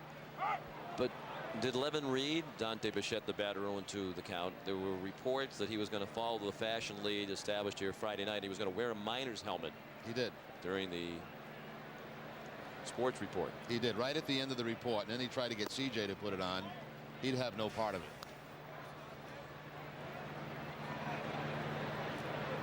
They wouldn't put it on, huh? No. None of them wanted a piece of it except for Levin.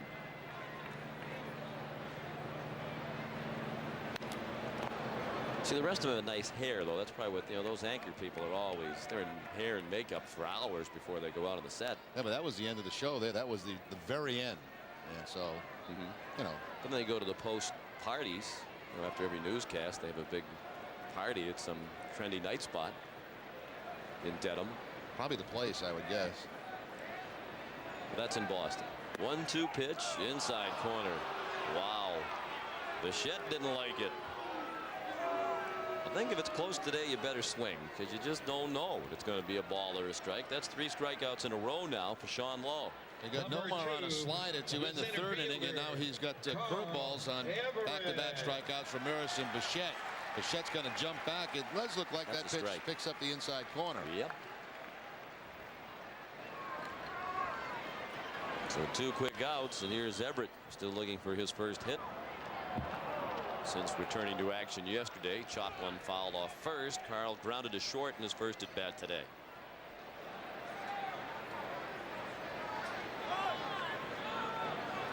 Do you know that Jerry Trupiano said on the radio the other night that we looked like we should be in the Village People music group with those miners helmets on? This from a man who has actually been to a Village People concert, I might add. We had that confirmed by the cat, Joe Castiglione. Troopy would never wear one of those because he is ultra concerned about his hair, and admittedly I'm jealous he has wonderful hair, but that's why he wears those little loop-de-loop headsets that go under his chins, because he doesn't want to mess up his hair.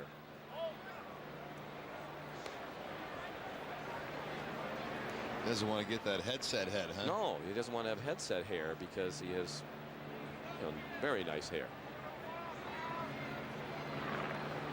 He's been to a Village People concert. He said he wasn't really familiar with them when he went and was part of a radio station thing when he was working in Houston. I bet Not that that there's was anything wrong with going to a Village People concert, but if he's going to tease us about it, he should at least fess up. He's actually been to the concert.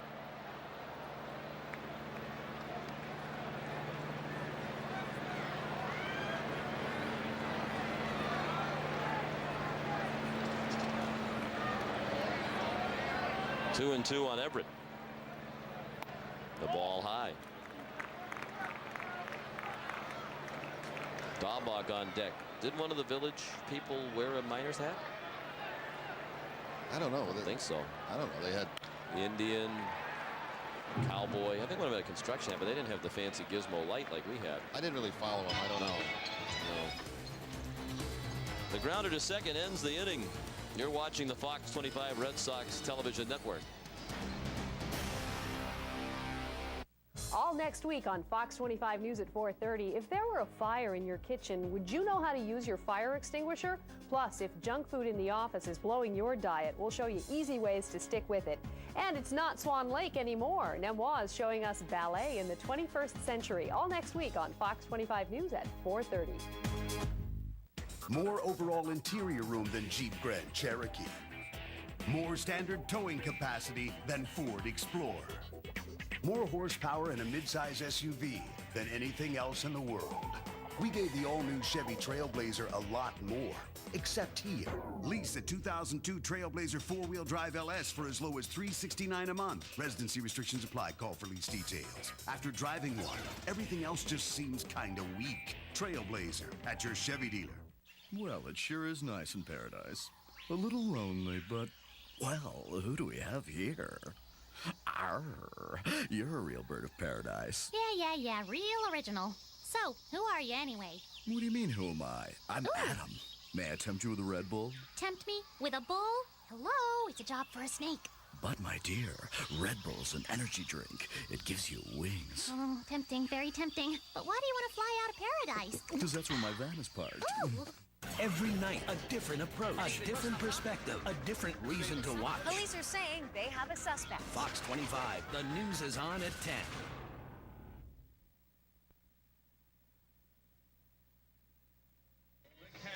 all tied at 1 as we go to the top of the 5th. Well, Red Sox fans, don't forget your socks on the first day of school. This Wednesday, all fans age 15 and under entering Fenway Park will receive a colorful high-gloss 3-ring binder, compliments of the Red Sox and Post cereal. For more information, visit redsox.com. Sox on Fox rocks.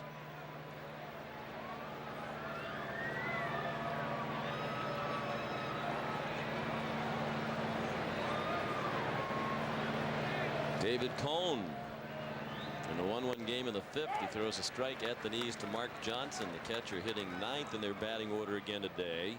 Grounded to second his first time up. Then the top of the order, Ray Durham and Jose Valentin.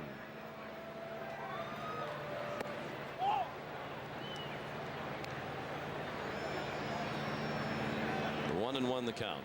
Cone's given up 2 hits. They were both in the 3rd inning when the White Sox scored their run. A 1-out single by Ray Durham. He scored on a double by Carlos Lee, and then the Red Sox tied it in the bottom of the inning on a 1-out solo homer by Shea Hillenbrand.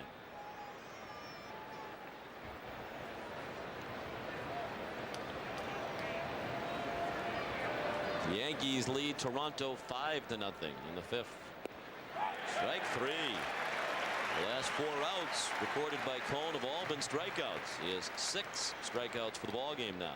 Strikeout high for the season is 7. He did that against the Phillies back on June the 8th. Once again, that backdoor breaking ball picking up the outside corner for the strikeout. So all the strikeouts today for David Cone have been on the breaking ball.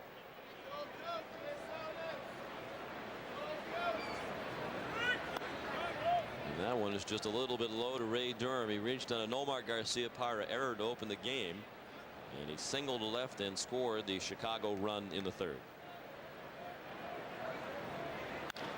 Chopped up the middle. Steins is there.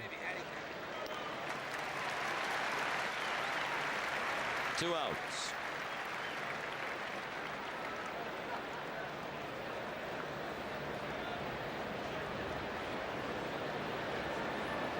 Here's Jose Valentin, who was Number walked and 22, grounded to third. The shortstop, Jose Valentin.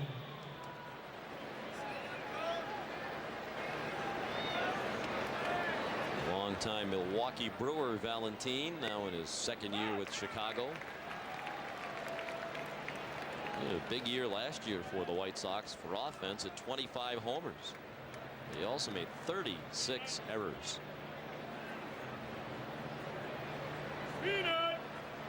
25 homers last year, the White Sox franchise record for shortstops. Because of that fielding problem last year, he's played all over the place this year. 0-2 is the count. Chance for a 1-2-3 inning for Cone.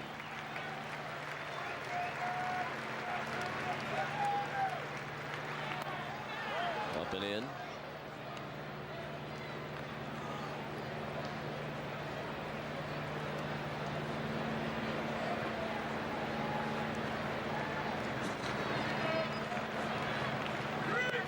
And that one's just outside.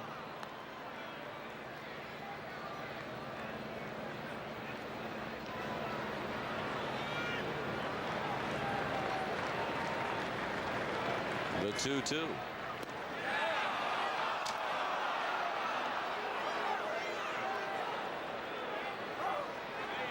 I take it based on your body language, dog, you thought that was strike three. Strike three. Yeah.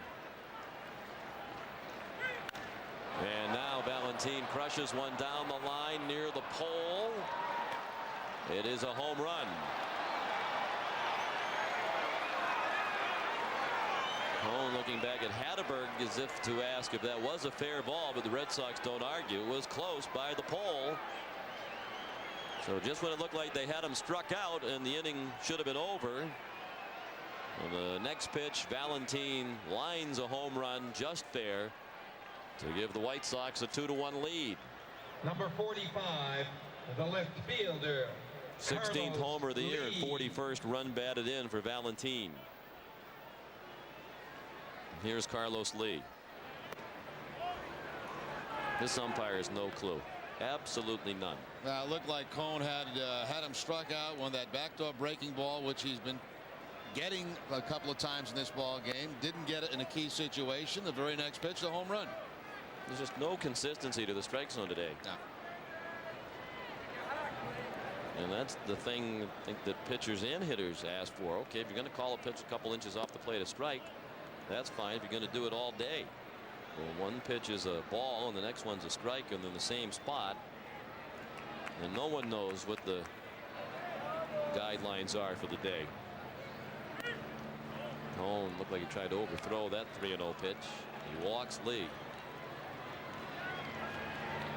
Take a look at the pitch to Valentin that we thought was strike three, and I think David Cone also felt was strike three. Breaking ball, backdoor, right in the corner, the same one that he's got a number of times today. That time it's not called a strike. Very next pitch, fastball, home run. Right now, Kerrigan and Hatteberg out trying to calm Cone down. He has to be upset, obviously, about the non-call, then giving up the home run, and then, of course, he walks Lee on the 4 pitches. Let's see if Kerrigan says anything to Brian Gorman, the umpire who's now at the mound. He does not.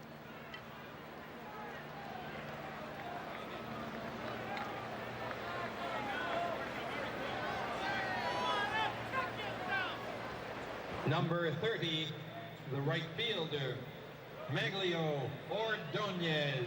The walk to Lee, the third walk issued by Cone, and here's Ordonez. Cone needs to get his concentration back. This is the most dangerous part of the Chicago order. The cleanup hitter Ordonez up there 0 for 2 today. Maglio line to right. Robbed of a hit on a nice catch by Nixon in the first inning and grounded to second to end the third with a runner in scoring position.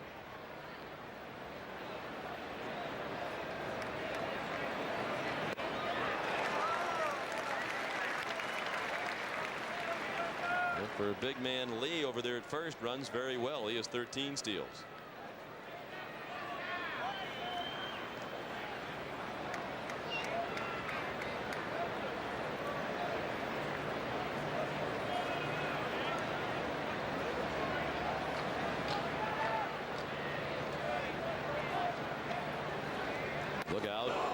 chin music for Ordonez.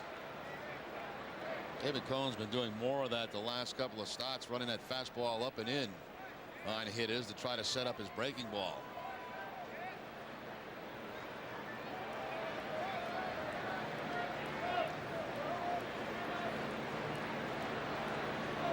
Two to one Chicago in the fifth. They've just taken the lead on the home run by Valentin, and they're looking to add to that lead with Lee at first. 2 outs.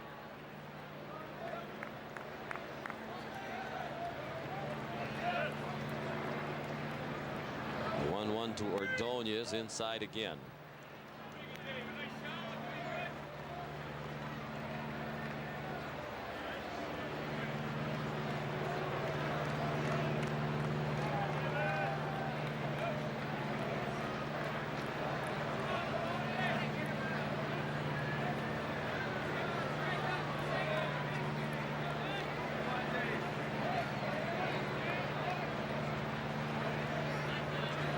Lee is running, and he got a great pitch on which to run.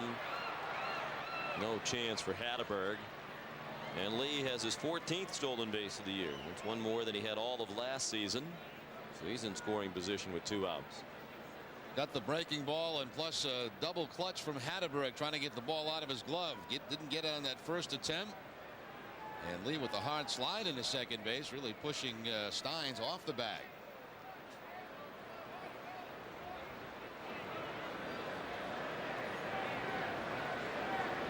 Now the 3-1 to Ordonez. Cohn jammed him, and Ordonez chopped one foul over by the Chicago dugout,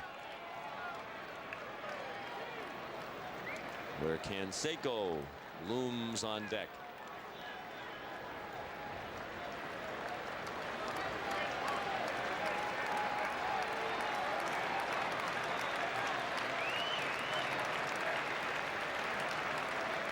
Three-two pitch. Low. The breaking ball for ball 4 after the homer by Valentin. Back-to-back walks to Lee and Ordonez.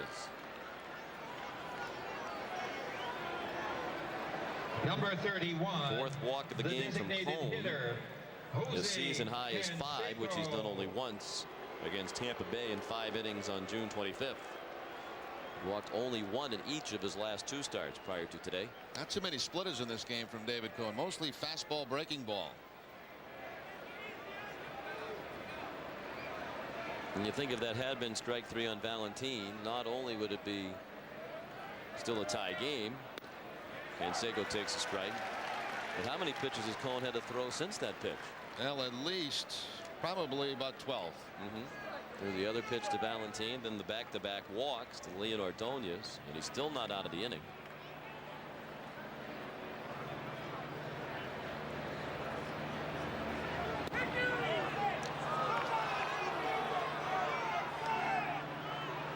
Wow, Cohn generally doesn't show much emotion directed at the umpire, clearly perplexed by what is a strike and what isn't today.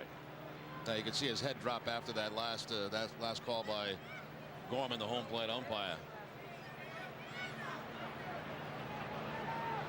A pop-up.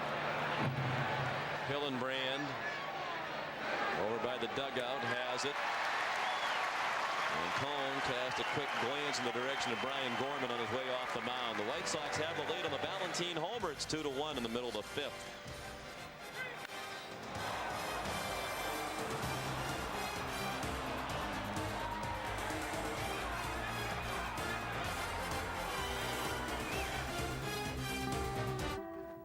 License and registration, please. There you go.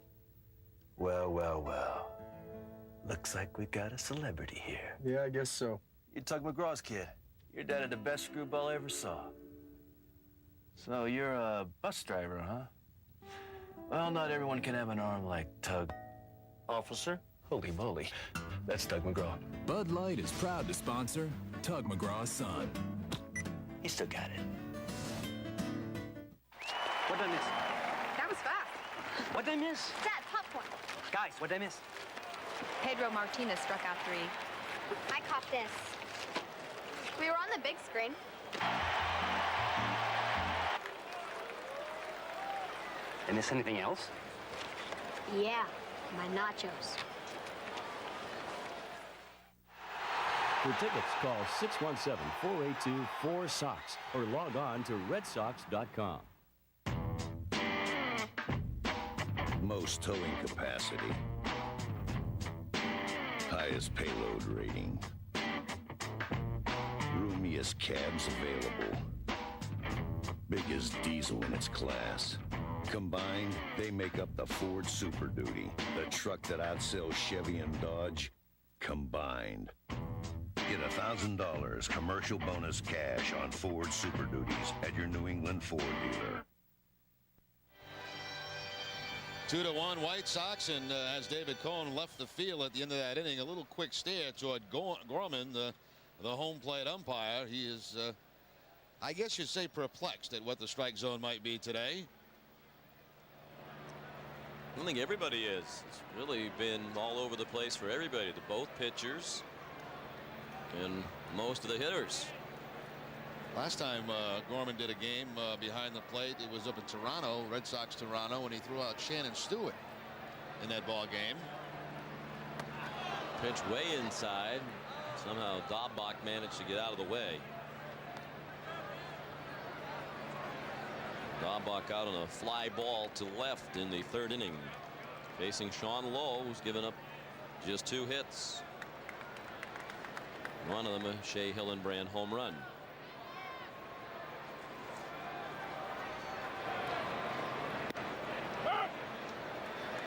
It's hard to come by the last couple of days for the Red Sox. They managed just 5 yesterday against the trio of Mark Burley, Bob Howery, and Keith Folk. And only 2 through 4 innings today against Lowe. 2 balls and a strike. Daubach, Hillenbrand, and Hatteberg, the bottom third of the order. Hillenbrand and Hatteberg have the 2 hits.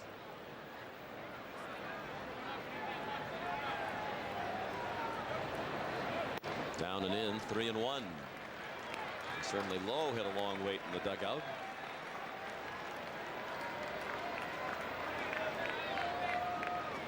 Do they ever announce the estimated distance of that Hillenbrand home run? I didn't hear it. Daubach hits it high in the air. The center fielder Singleton doesn't see it. Lee's over there to help him out.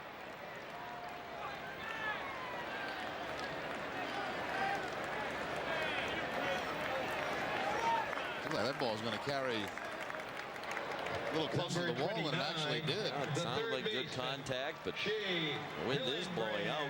The flag right now isn't doing very much. That never threatened the wall. High sky today, not many clouds up there to help out the infielders and outfielders. Bright sunshine, and you're right, Singleton didn't see that fly ball at all.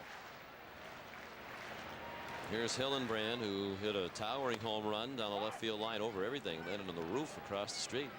It might have been on the roof of the Cask and Flagon.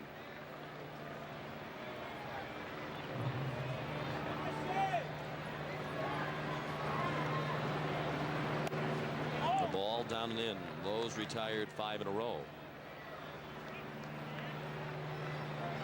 He was originally in the Cardinals organization and was traded to the White Sox a couple of years ago. Came over in February of '99 for a pitcher by the name of John Ambrose. And brief stints in '97 and '98 with St. Louis. A total of 10 games over those 2 seasons. He's another former first-round pick, taken 15th overall by the Cardinals in '92.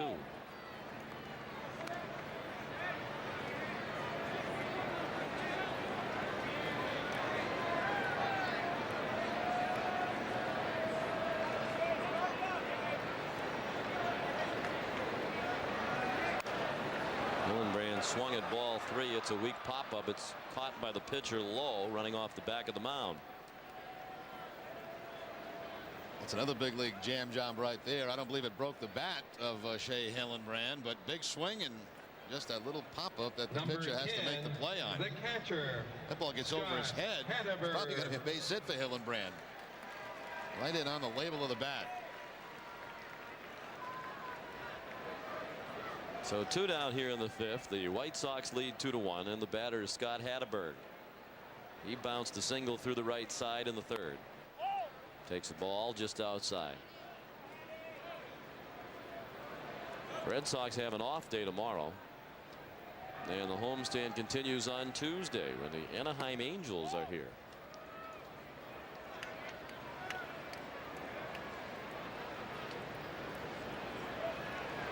Red Sox have not played Anaheim yet this season. They have got themselves above 500. They're 53 and 51, but of course 22 games behind Seattle.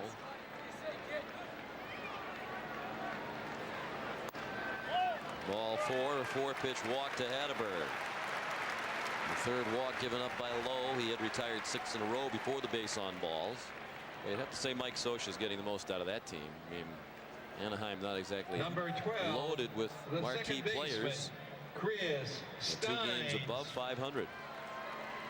Yeah, they made a lot about Oakland, you know, making a charge for the wild card. The Angels only 2 games behind Oakland right now. Chris Stein's the hitter. Chris grounded to short in the 1st. He walked in the 3rd. Line to the left, a base hit. The Red Sox trying to rekindle the 2-out magic that was working for them so well at the start of this homestand. Key to yesterday's loss, the inability to come up with the clutch hit. They were 0 for 4 yesterday with men in scoring position. Another hanging breaking ball that time by Lowe, and the line shot by Chris Stein. Stein's coming off a 3 for 3 day yesterday here at Fenway. 1 for 2 today in the leadoff spot. Been on base twice with the walk and now the single. So the tying run is at 2nd. The go-ahead run at 1st. And here comes Trot Nixon, who was fly to right and walked.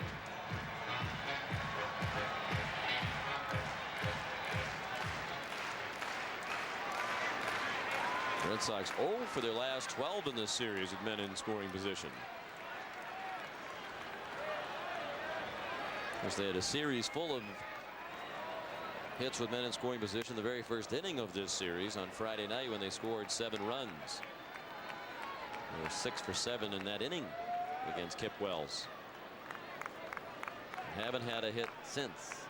With a man in scoring position since the first inning of Friday night. Chance for Nixon to turn that around right here. The 1-0 to him. He was out ahead of a nice off-speed pitch there by Lowe. Change up and a fastball count. Well, watching these guys pitch, you can understand why the White Sox are high on their young arms and why they think even if they don't get back into the playoff contention this year, they'll be a contender next year. Injuries had a lot to do with their problems this season. The Red Sox can relate to that. Chicago has gone 37 and 22 in their last 59 games after a 14-29 start. They've played well on the road lately for Jerry Manuel too. They've won 8 of their last 11 road games. The 1-2 to Nixon.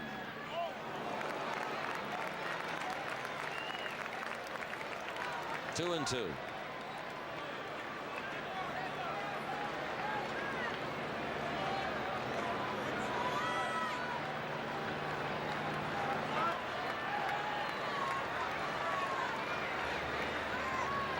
He struck him out with the pitch down and in. Red Sox strand 2. Lowe is fan 5 after 5. 2-1 Chicago.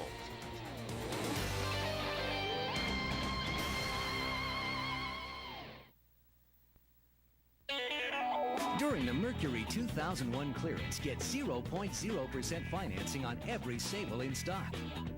Zilch 0.0% on Sable LS Touring Edition with no-charge leather seating surfaces, moonroof, and ABS. Diddly 0.0% on Sable with the government's highest crash test rating. Not 0.0% on Sable Sedan and the versatile Sable Wagon.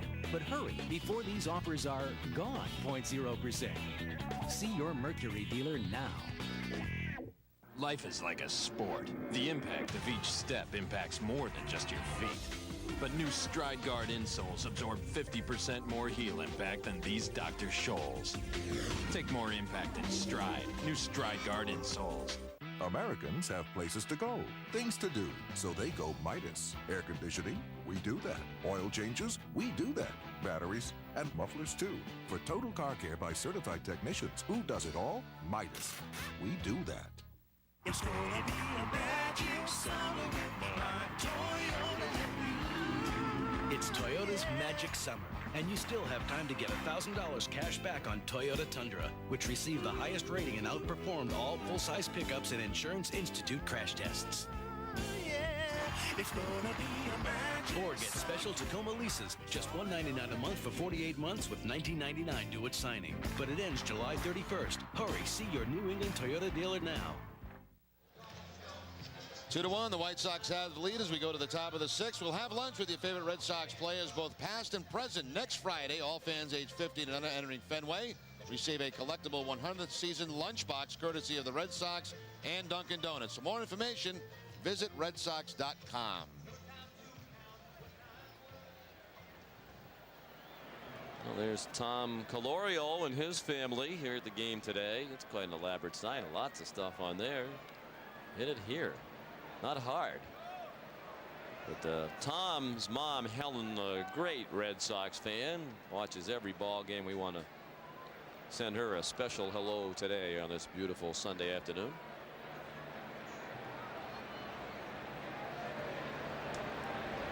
Where are they sitting? I don't know. They're out in the right field somewhere. Section 8. Oh, you want to go out and personally greet them? I'm sure they appreciate that. Hit it here. You hope they're in fair territory somewhere. When the Red Sox are back. Right, exactly. Yes, yeah. See, I don't think he wanted to hit it right there. You know, he was pointing right at his face, popping through that sign. What is he planning to do when that happens? Catch it in his teeth? I think Dad reaches up with the glove. Oh, okay. Oh, the backhanded plan. Konerko, the batter, 0-2 the count. Paul is grounded to short and struck out. White Sox lead 2-1. Reclaim the lead last inning on a home run by Jose Valentin. Konerko, Jeff Leafer, Chris Singleton against David Cohn in the sixth.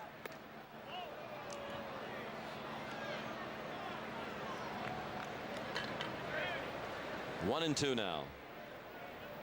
Cohn has surrendered just the 3 hits. This is pitch number 96. Little lob over by the Red Sox dugout. Daubach has no play. It's off the roof of the dugout and up into the seats.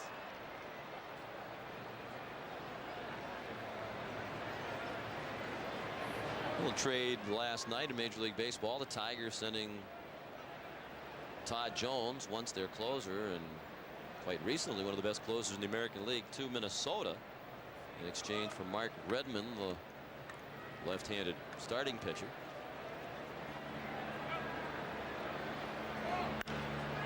Konerko hits it very high, not all that deep.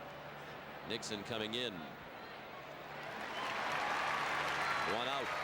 Yeah, LaTroy Hawkins has been doing the closing in Minnesota. He's got 26 saves. He's 4th in the league in that category, but a little more insurance out there. Maybe with Todd Jones, they can. The third baseman. Days that Hawkins needs off. They have another capable closer to shut the door for the Twins.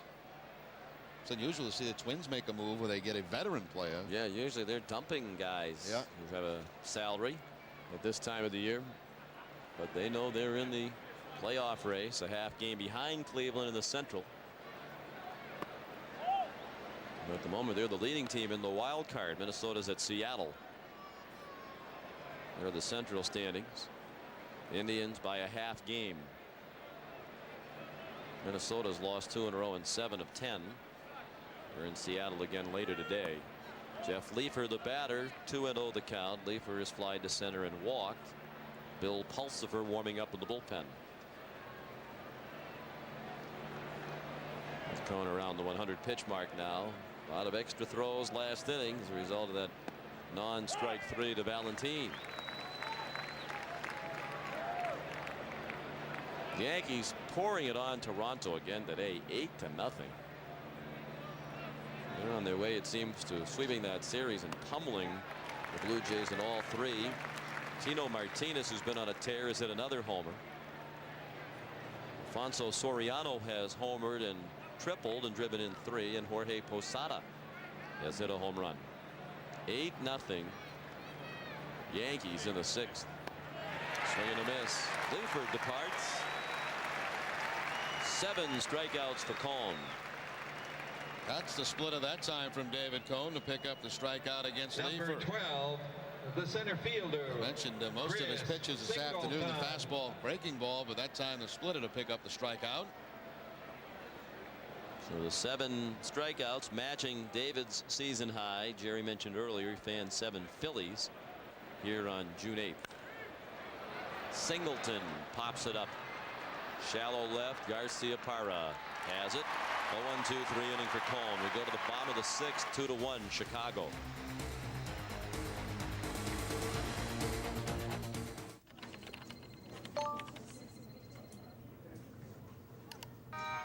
Congratulations! You've launched the pink slip virus. Your office is now infected. They'll soon trace it to you. Good luck finding a new job. Congratulations! Want to get away? Now you can. Just go to Southwest.com where you get up to 66% off our 14-day advance fares when you purchase by July 30th. You are now free to move about the country. The 2 things I'm proudest of in my life is that I became a Marine pilot. And equally as important, equally as satisfying, equally as proud of, was that I became a member of Baseball's Hall of Fame. Preserving history, honoring excellence, connecting generations. The Baseball Hall of Fame. Visit us on the web at baseballhalloffame.org or call 888 Hall of Fame.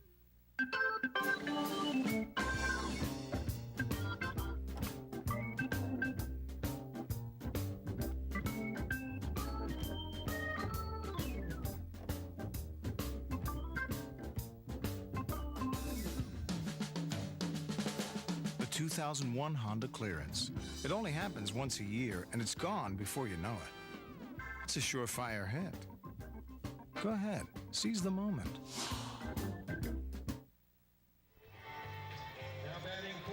Nomar Garcia Parra will begin the Red Sox 6th.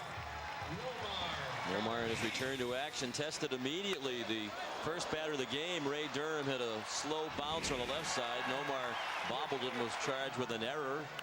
In Nomar's first at bat, bottom of the first, he grounded out to the third baseman, Jeff Leifert. Then in the second inning, another chance for Nomar, and a ground ball by Paul Konerko. That one handled with ease. Nomar hasn't been very busy in the field.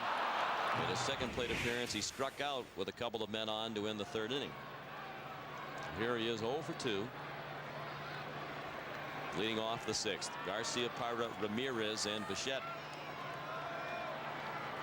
Certainly a formidable 3, 4, and 5 combination. Carl Everett batting 6th.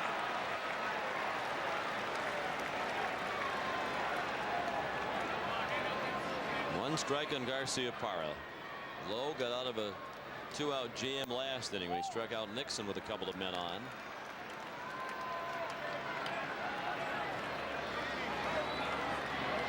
There is action in the Chicago bullpen as this inning begins. As Jerry mentioned, Lowe was a relief pitcher. Moved into the starting rotation when David Wells went down with the back problem. Gary Glover warming up. This is just the 6th start for Lowe. Garcia Parra hammers one to center. It's deep. That ball is gone. Welcome back, Nomar. A home run to tie the game at 2.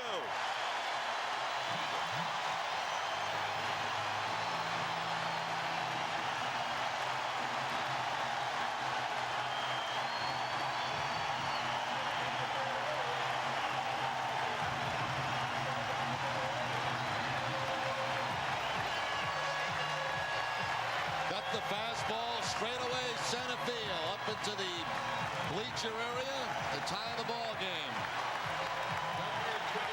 The 2 outs that he made today, one was on a changeup, one was on a slider. That time he got the fastball and straight away center field. Fans want to come back out for a curtain call. Ramirez takes the ball low. They're still on their feet for Nomar. And his third at bat of the season, his first hit is a home run. He comes out to acknowledge the cheers. First homer since last September 27th, also against Chicago off Cal Eldred.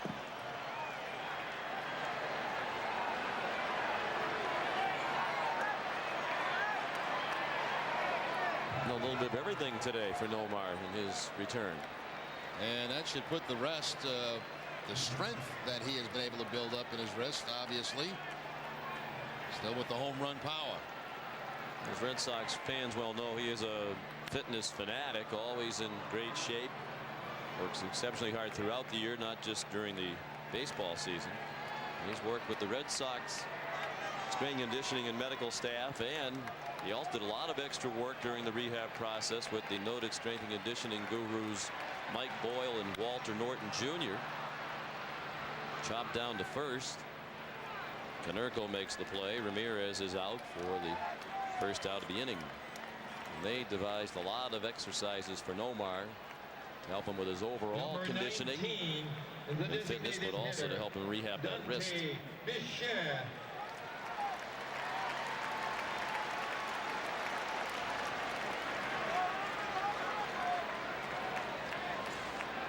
Dante Bichette, the batter, was grounded to third and struck out. Very nice gesture, by the way, by Nomar, Jerry. He did a lot of that rehabbing over at Boston University in their weight room, and to show his appreciation to Glenn Harris, the strength coach there, and his staff for the hospitality. When Nomar was finished over there, he bought them a very nice new stereo system, which they really needed. Didn't have to do that. And the people over there were really impressed by Nomar, how nice he was to everybody. And you'll get to enjoy that because you work over there. I do work out over there. Saw Nomar over there a lot. He worked very hard with Mike and Walter and Glenn Harris. Well, it's all paying off, and you know, when you've been through something like he's been through out all season, and a lot of lonely moments, and you get back today and you hit that home run, it makes it worth it. Just like Saberhagen the other night. Pitch to Bichette is low and away. 2-2. Twice the White Sox have had a one-run lead, and on each occasion, Lowe's given up a home run. Hillenbrand's homer tied the game at 1 in the third, and now Garcia Parra's homer has electrified the crowd and tied the game at 2 here in the 6th.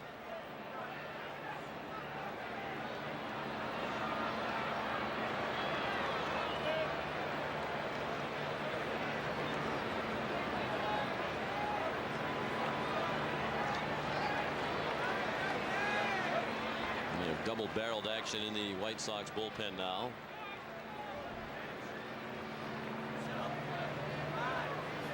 Looks like the left-hander Alan Embry has joined Gary Glover. Look out. Foul ball, a strange angle off to the right. It is Alan Embry, along with Glover, who was up throwing at the start of the inning.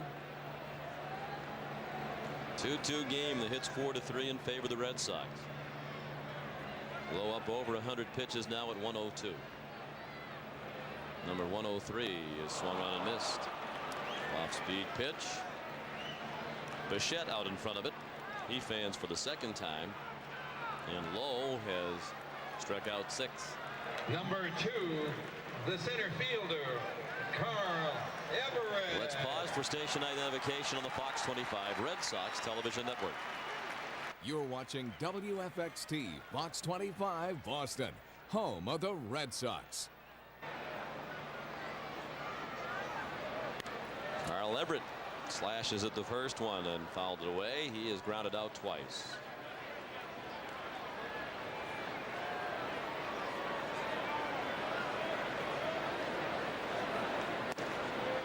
Floater up and away.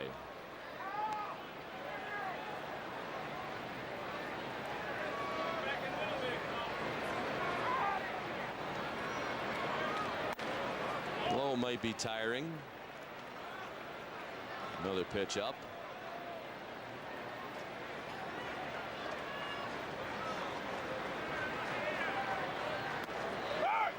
You mentioned what their rotation is likely to be. He's the only starters over 25 years old.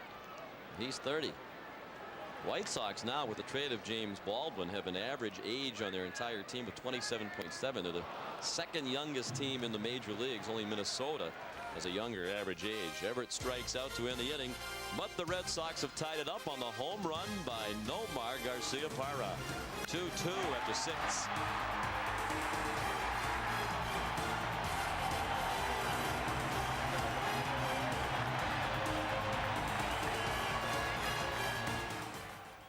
Of course you got a pest problem. What do you mean? You got food everywhere. Everything they love. Can you blame them? Well, Problem is, you can't kill them. All you can do is control them. It's go time. For the great taste that won't fill you up and never let you down, make it a Bud Light. So that's how they're...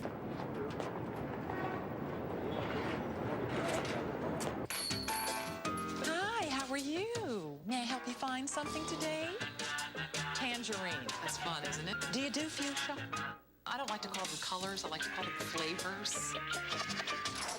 Want to take that? I'll think about it. It's the right thought, but the wrong gift certificate. Next time, give the American Express gift check. Instead of one place, it's good all over the place. Available at Fleet. All tied at 2 as we move to the top of the 7th here at Fenway Park, and the Red Sox will have a new pitcher.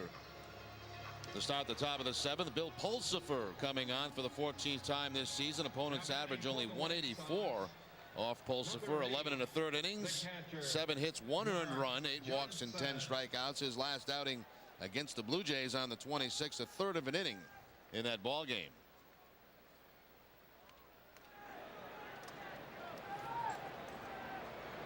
Left-handed hitter Johnson to lead off, and then 2 switch hitters do Durham and Valentine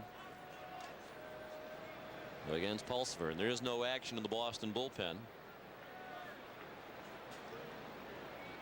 Johnson takes the ball. He was 0 for 2 against Cone, grounded to second and struck out. Cone went 6 innings and allowed 2 runs, earned on 3 hits. One of them the Valentine home run. 1 pitch after the period, Valentine struck out. David walked 4. 2 of those were right after the home run. And he struck out 7. He threw 103 pitches and 60 of them were strikes. He retired the last 4 men he faced. He will not be involved in the decision today, although the Red Sox will try to extend their streak. They've won the last 10 games started by Cone. David hasn't gotten the win in all of those. They'll try to make it 11 straight wins and a Cone start today. 2-1 from Pulsipher, pulled sharply foul over the roof on the right. You watch that one intently. Is that about where you parked, right over there? No, it's got a ways to go before it gets to my car. So you're way down the end because you're right where you can get right out when the game's over. Exactly right. That might end up in the players' parking lot. Down the third base line, it took a funny hop, and then Hillenbrand couldn't find it after it hit his body. Johnson's on. He's walking gingerly, looking like he might have pulled something on his way down the line. Well, a lot of spin on this off the bat of the left-hander. Hillenbrand will go into the dive. Looked like it took a strange hop on it.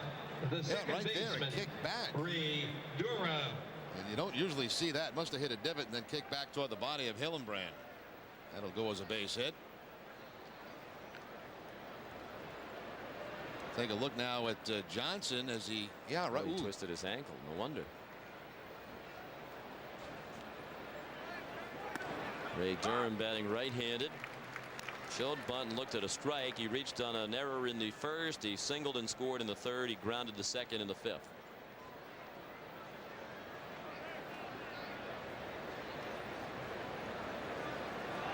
Johnson not a fast runner at first. Being held by Daubach.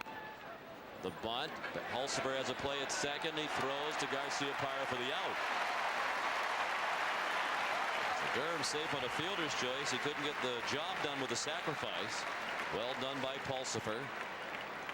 for the first out of the inning, and an awkward catch of it by Garcia-Parra with the arm extended in anticipation of the runner's arrival. Awkward throw too, almost a submarine style throw that was taking off on Nomar at second base. He made a fine play just to catch that ball and keep contact with the bag with Johnson barreling in on him.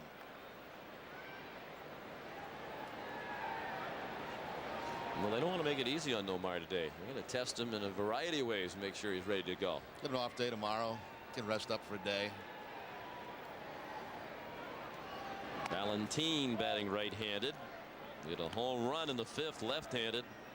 Solo homer. He's also walked and grounded out. 2-2 game, 7th inning. Pulse for asked for time to tie his shoe, so Valentin will wait. The Yankees still lead Toronto 8-0. They've gone to the 7th. Rod Beck is going to begin warming up. White Sox also have action, so it's possible that Lowe is done for the afternoon. Valentin pops it up shallow right center.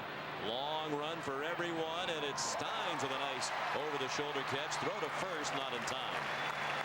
Durham had to scamper back. It looked for a long time like that one was going to drop. But Steins with an excellent play for the second out. Well, you knew there was trouble when Nixon looked in towards Stein. Nixon realized he had no chance at it, so Steins just reaches out and makes the basket catch over the shoulder. How hard is that, Jerry? As a second baseman, you know better than anybody. You know, we get spoiled because we get to see Offerman do it all the time. You just see Steins do it, and that is a very difficult play because you don't see the baseball. You're looking back at the outfield to see if he can make the play. You take a peek up and you try to catch it over your shoulder. Not an easy play at all, and these guys make it look easy. With the right-handed hitters now, Lee Ordonez, Canseco, Canerco all coming up. Jimmy Williams summons Rod Beck. 2-2 the score. We're in the 7th inning at Fenway Park. Nice collection, Terry. Nice reminder, too, Howie. Of the Sprint store at Radio Shack. You're 2 minutes slow.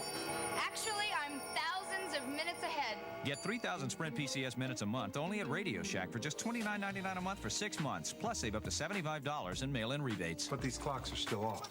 Well, somebody should reset them. While somebody else Makes a few phone calls. Only at the Sprint store at Radio Shack. It's the all-new Pick Your Prize Monopoly game at McDonald's. When you win, you pick your prize. Ahoy, matey. We'll take to the open sea. I am the ATV of your dreams. Hey there. Don't listen to those two. A snowmobile's a real treat up in the North Woods. Snow. Over here, matey. Pick me. No, they are wrong. I am the one for you. Don't miss the Pick Your Prize Monopoly game, because now winning's easy, choosing's hard. Yeah, when the lake freezes over, he's out of commission. Arr.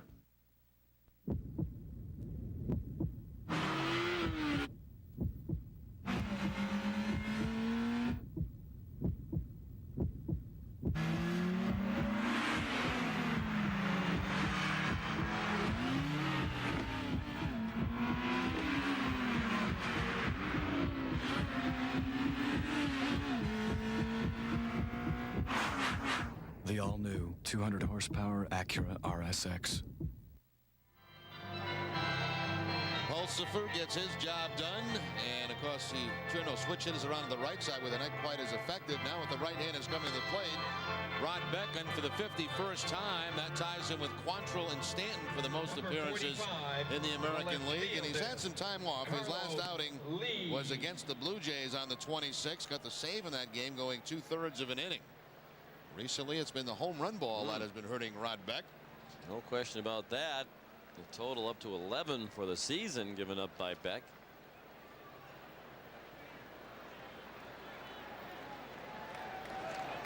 And here's a dangerous hitter at the plate. Carlos Lee was struck out. He doubled to knock in a run in the 3rd. He walked and stole second in the 5th. Speedy runner at first in Durham. Beck's first pitch, a ball high.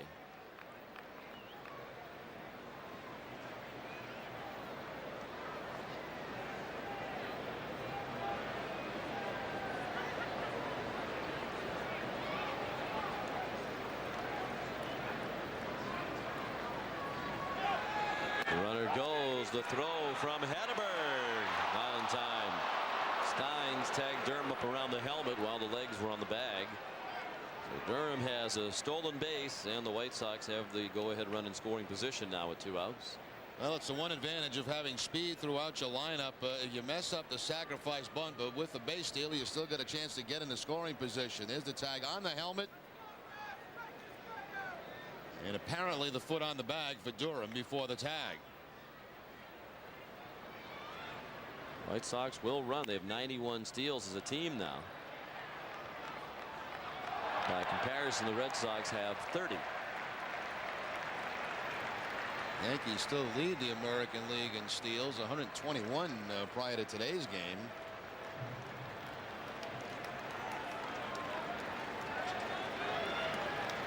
So Durham at second now with 2 outs in a 2-2 game in the 7th. The 1-2 to lead. If Beck doesn't get that pitch, he's going to have a tough time. Well, it's not too high. I guess it's called for being inside.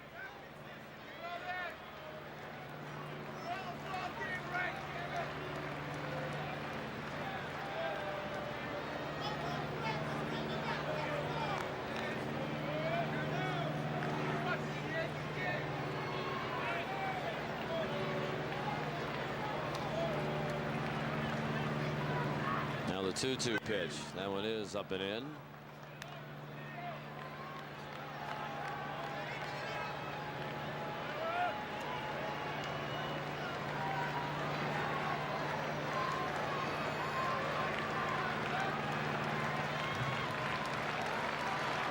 The 3-2 to lead. Wasn't close. And Beck thought he had him struck out and the inning was over. That's a familiar refrain today. And instead, Lee reaches and the inning continues. 2 men on now. Number 30. With Ordonez coming up. Maglio Ordonez. Maglio's 0 for 2 with a walk. White Sox trying to get to a game above 500 for the 3rd time this year. What's wrong with that pitch? It's the same one he didn't call a strike on Lee, and you can see how upset Beck is. He snaps at it when it comes back from Hatterberg. It's a strike. But call the ball. Jimmy Williams staring in the direction of Brian Gorman. There's a strike. And a mock cheer now for the home plate umpire, Brian Gorman. Must be a Sunday thing, you know, with the umpires. It was Brinkman last Sunday in Chicago. Brutal. And not too good here this afternoon this for guy's Gorman. Brutal, too.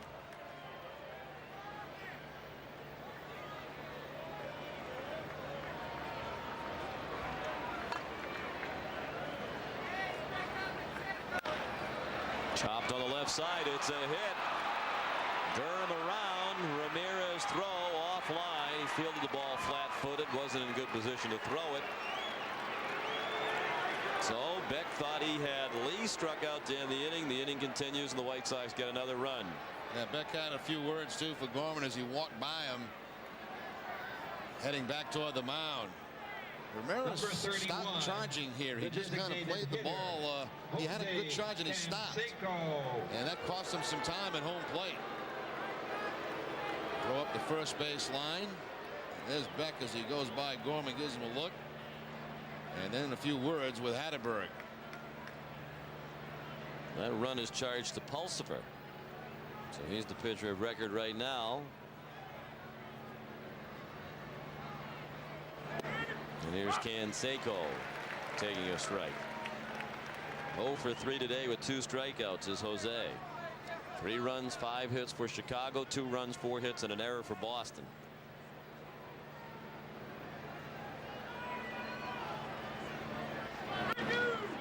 Low. The White Sox, as we mentioned, above the 500 mark only twice. They were 1-0 after winning their season opener. And they were 46-45 on July 17th. They've been hovering around the 500 mark, but they're 1-6 this year in games they've entered with a 500 mark. That's the case today. 51 and 51. They've lost their last 3 when they've tried to get back above 500, but they have the lead in the 7th inning today. Beck ahead of Canseco 1-2. All that runs today coming with 2 outs, similar to what the Red Sox did in Game 1 of this series.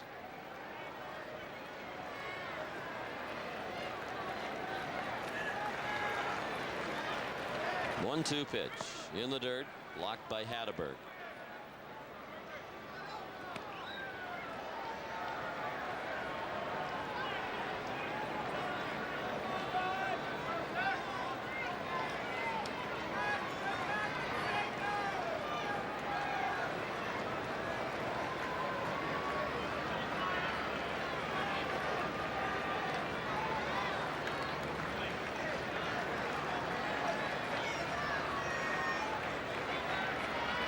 The 2-2 now to Canseco. Chopped up the middle. Garcia Parra flips to Steins.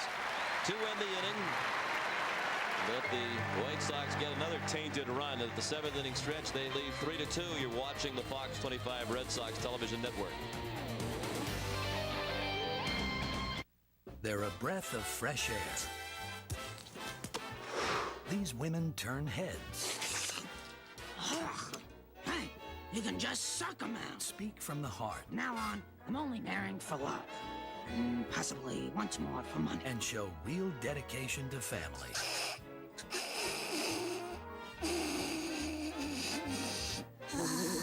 Patty and Selma. Catch them in The Simpsons weeknights at 7:30 on Fox 25. Here's the situation. Mother-in-law won't eat spicy. Father-in-law's got cholesterol issues. Aunt Frances has problems with Italian. And Uncle Fred is starving and, quote, lightheaded. We know nothing about Cleveland. We're here for a wedding, which may become a funeral if poor Uncle Fred doesn't eat soon. But with AT&T Wireless, in like 2 minutes, I'm holding in the palm of my hand the name and address of a respectable chicken joint. And it looks like Uncle Fred's gonna live to see the wedding after all. AT&T Wireless. Your world close at hand. Even when money is no object, value is. Announcing 0% financing plus 0 first month's payment when you buy or lease any new 2001 Lincoln, including the new Lincoln Town Car Signature Series Premium Edition with complimentary moonroof, complimentary 6-disc CD changer, even complimentary maintenance. You must act now for 0% financing and 0 first month's payment on all 2001 Lincolns. Boston Red Sox baseball on Fox 25 is brought to you by Southwest Airlines, celebrating 30 years of freedom. 30 years, one mission, low fares. And by McDonald's, we love to see you smile.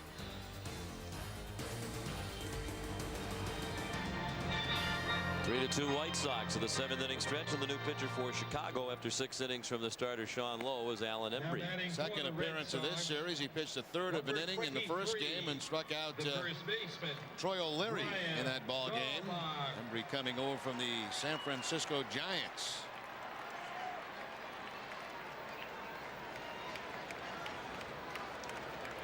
And during the inning, we're going to check the scoreboard, brought to you by your friendly New England Dodge dealers. They're in the 7th now in Toronto, and the Yankees lead 9-2. Soriano, Martinez, and Posada all with home runs. Brian Daubach, the leadoff batter, against Embry. And the first pitch is a strike. The Tigers 7, the Indians 3 in the 7th. Roger Cedeno, a home run. Marty Cordova's hit one for the Indians. Later on, the Royals in Kansas City. Wilson against Zito. The Twins and the Mariners. Milton against Garcia. The Orioles and the Angels. Mercedes versus Valdez. The Devil Rays and the Rangers. Kennedy versus Helling. Over in the National League this afternoon, the Phillies and Mets are tied at 2. Bobby Abreu, a 2-run homer, is 22nd. The Marlins and the Reds playing in Cincinnati at 6-4 for the Reds. The Braves and Expos in Montreal, 2-1 Atlanta. They're in the 7th. 0-2 to Daubach, hit him on the hand.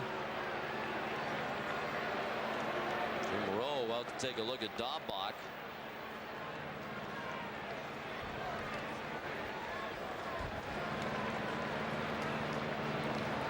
Right on the right hand, it looked like. The bottom hand on the bat. The third baseman, Shea Hillenbrand. The hand of the wrist. Embry trying to go inside with the 2-strike count against Daubach. Too far inside.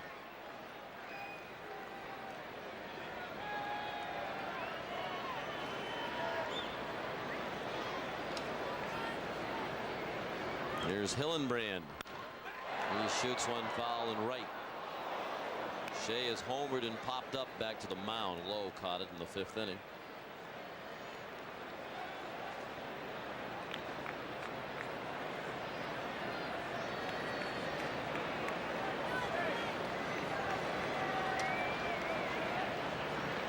Pirates lead the Astros 2-1 in the 7th. Good pitchers duel. Wade Miller and Todd Ritchie. Padres and Brewers in Milwaukee today. 2-0 San Diego in the 3rd. Wild swing by Hillenbrand for strike 2. Later on, the Giants and the Diamondbacks. Estes against Randy Johnson. The Cardinals and the Cubs. Morris against Tavares. And the Rockies against the amazing Dodgers, who've won 13 out of 15. Chacon against James Baldwin, the former White Sox pitcher, will pitch for LA tonight. Dodgers have moved into 1st in the West despite all the injuries to those starting pitchers. Chopped on the left, a wild throw into the dugout by Leifer. That ball apparently is in play. The runners were slowing down. Finally they pick it back up. What a terrible play by Leifer. First of all, he had to play at second base on Daubach and never even looked in that direction. And then he threw a ball nowhere near Konerko. That clanged around by the Boston dugout, kicked back out into the field and was in play. And the Red Sox have 2nd and 3rd and nobody out. What a huge break. Well, he's in a 1-run lead. He's going to be going to second base to get Daubach on that to cut down the potential tying run from getting the scoring position. He doesn't even look in that direction, then lets it fly, and apparently caroms off the dugout and stays in play. Daubach to 3rd, Hillenbrand to 2nd on the error. Big break there for the Red Sox. Well, that's enormous. Terrible play physically and mentally by Leifer. Now Embry in a jam. The infield's in for Chicago. Hatteberg the batter. They do have a right-hander in the bullpen if you're wondering about a pinch hitter for Hatteberg. Lefty versus lefty. They actually have 2 right now in the bullpen.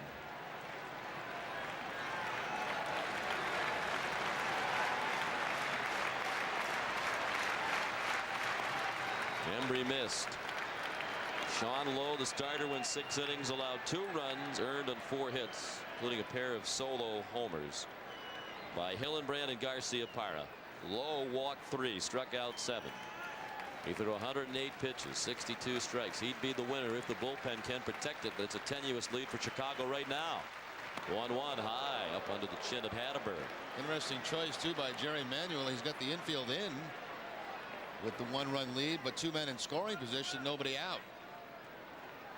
Certainly cuts down on the rage of those infielders, any type of ground ball, although Hatteberg generally a fly ball hitter. He has the count in his favor. 2 balls and a strike. Embry's pitch way inside. 3-1 with Steins on deck. He's likely to see a new pitcher. 33,375. The 49th sellout of the year here at Fenway Park. There have been only 3 non-sellouts. They've seen a game that's been tight throughout. The 3-1 to Hatteberg. Swing and a miss. Embry did not come with the fastball. With the count 3-1, and Hatteberg was out in front of the off-speed pitch. Now you're really thinking as a hitter, he goes 3-1 with the breaking ball. What's he going to do on 3-2? Yes, fastball, work off that. Big pitch in the game right here. The 3-2 to Hatteberg. Low ball 4. That one handcuffed Johnson. So the bases are loaded without a hit. A hit batsman, an error, and a walk. And here comes Manuel to give Embry the hook and bring in a right-hander to pitch to Steins. Red Sox down a run in the 7th, but with a great chance to tie it or take the lead when we come back.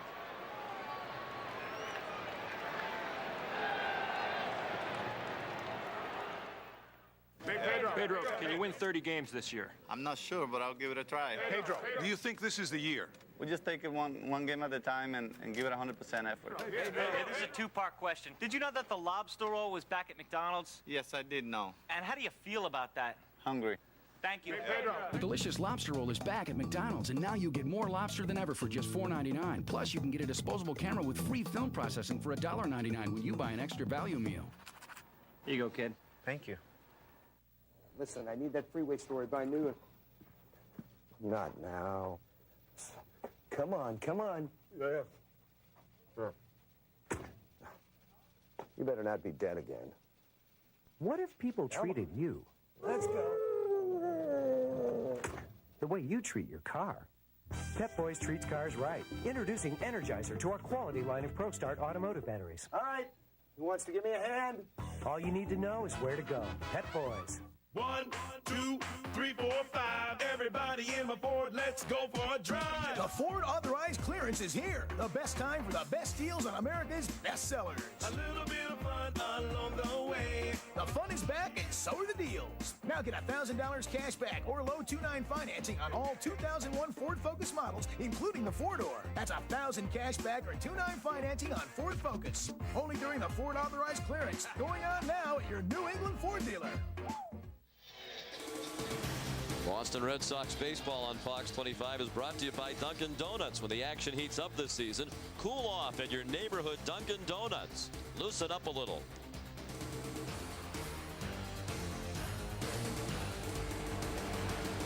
3-2 White Sox, but the Red Sox have loaded the bases with nobody out, just about the tightest spot imaginable for a relief pitcher, and that's the situation in which Gary Glover finds himself.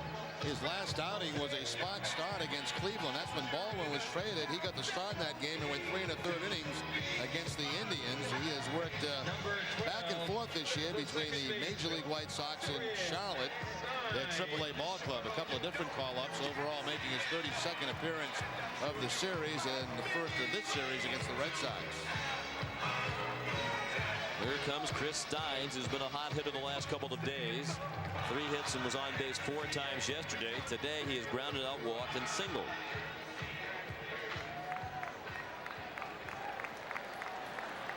The Red Sox are due for a hit with men in scoring position. They're 0 for the last 14 since the first inning on Friday night. Dahlbach at third, Hildenbrand at second, Hatteberg at first. Steins 9 for his last 16 with men in scoring position. Nixon's on deck. Steins pops it up.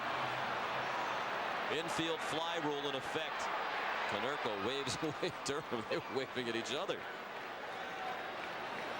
The ball was into foul territory. Didn't matter if they dropped it. Actually, it would have mattered because then it would have been a foul ball. The infield fly rule was in effect, though. Yeah, Durham, you know, they want those easy putouts, and he was way over there trying to call off Konerko. Konerko said, hey, get out of my life. Yeah, he waved at Durham as if he was a little pest. Watch the right hand. Just kind of get away from him. Well, that's a big first out. Without getting a run in. Now Nixon. 0 for 2 with a walk today. He struck out with a couple of men on in the 5th inning. The infield back up the middle now at double play depth for Chicago. Nixon takes a fastball and a good one, 94 miles an hour right down the middle. Garciaparra is on deck. 3-2 Chicago in the 7th.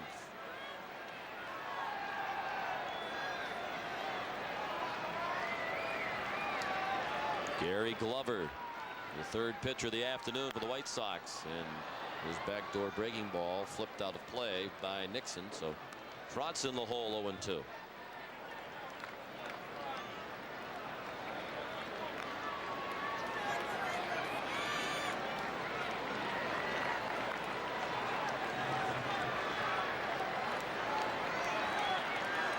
Glover's in his first year in the Chicago organization. Been the Toronto chain his entire professional career until this year. Acquired in the offseason for pitcher Scott Air. The 0-2 low.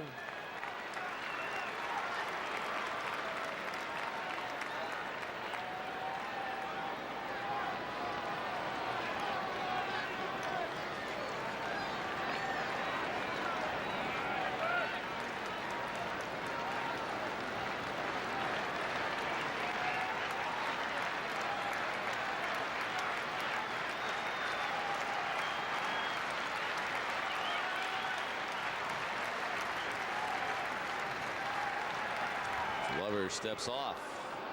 He had just one game of Major League experience with Toronto back in '99 prior to this season. He spent all of last year in Triple-A with the Blue Jays affiliate in the International League, the Syracuse Sky Chiefs, where he was a starter. He's 24 years old. Another big guy, 6'5". 205 pounds. We're talking about it last weekend in Chicago. They're going to have a heck of an off-season basketball team to travel around. Nixon trying to deliver the tying run from third. Brian Daubach there. The go-ahead runs at second. Shea Hillenbrand. Scott Hatteberg at first. Outfield around toward the left.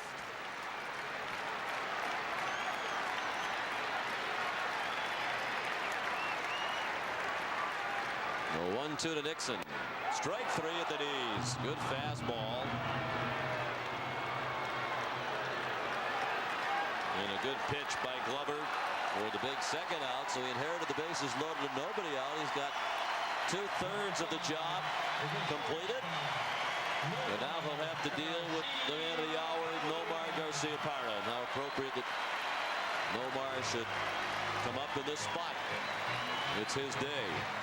And he ignited the crowd with a leadoff homer in the 6th that tied up the ball game. His only hit in 3 at-bats. He grounded out in the 1st inning and struck out in the 3rd with a couple of men on. Marty Contreras, the pitching coach, with a brief visit to the mound. This guy's throwing hard. Glover in the mid-90s. Nomar has risen to the occasion regularly with the bases loaded throughout his career, an average of .403, 3 grand slams.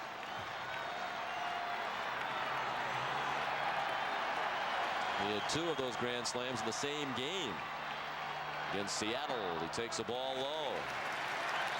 Glover started him with a breaking ball. 3-2 Chicago, 7th inning. Bases loaded and 2 outs.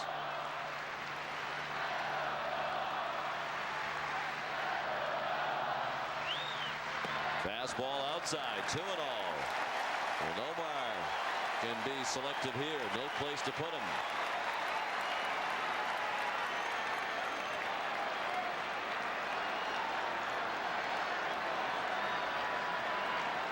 Manny Ramirez on deck, hoping to hit here in the 7th. Glover's 2-0 pitch. Lined up the middle. Base hit. Daubach is in. Here comes Hillenbrand. Nomar's done it again. The Red Sox lead. It's 4-3.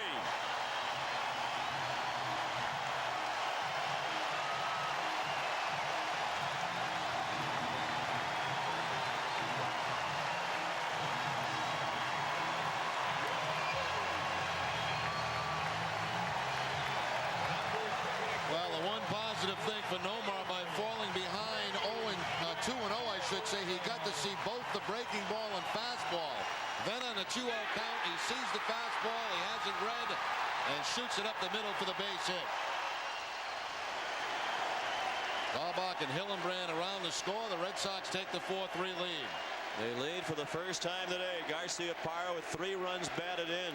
2 for 4 in his return with a homer and the big 2-run single. Manny put one back on the screen.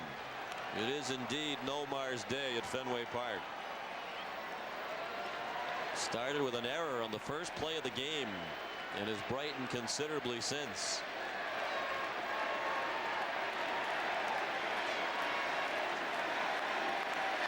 The 2 runs charged to Embry. The error by Leifer. A huge play in this game.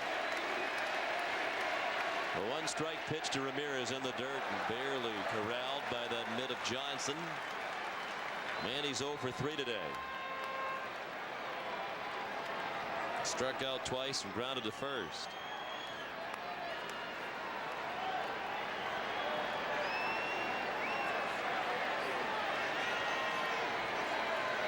Four runs, 5 hits, and an error for Boston. 3 runs, 5 hits, and a huge error by Chicago here in the 7th. Glover's 1-1, low and away, and another ball dug out of the dirt by Johnson.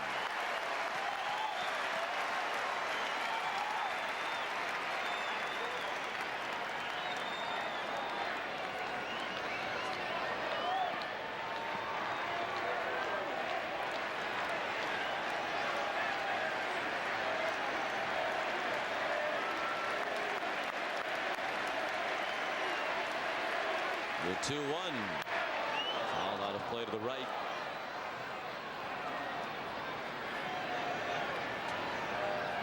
Well, this is the combination Red Sox fans have been looking forward to seeing for a long time. Garcia-Parra hitting in front of Manny Ramirez. Ever since they signed Manny in the offseason. Red Sox fans have been waiting to see these two back-to-back. Finally, a chance to see it today.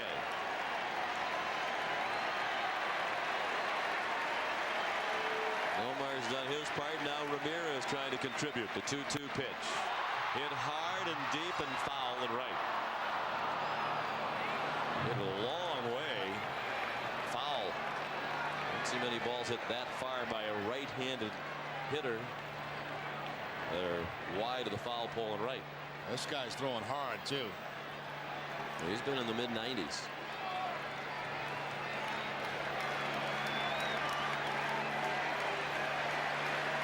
Two balls, two strikes, 2 outs, 2 men on, 2 runs in. The Red Sox lead 4-3. Breaking ball hit in the air in shallow right. Ordonez fighting the sun. Makes the catch. That ends the inning, but the Red Sox get 2 on a dramatic 2-out hit by Garcia-Parra. After 7, the Red Sox lead 4-3. This is the Fox 25 Red Sox Television Network. Here's Tori Ryden at the Fox 25 News Desk. Thanks, guys. This is no question Nomar's day. We'll have the latest from Fenway on his return. Also, I'm wondering if either Sean or Jerry rides a hog. Thousands of bikers took over Boston area streets today. We'll talk with some of them about their honorable cause. Days of talks pay off for Shaw's workers. They're staying on the job, averting a strike. And he made news with his Uncle Ted on a Florida beach. Now, William Kennedy Smith considers a run for Congress. We've been hogging the sunshine all weekend long, but the stormy weather's not far away. I'll have the latest forecast.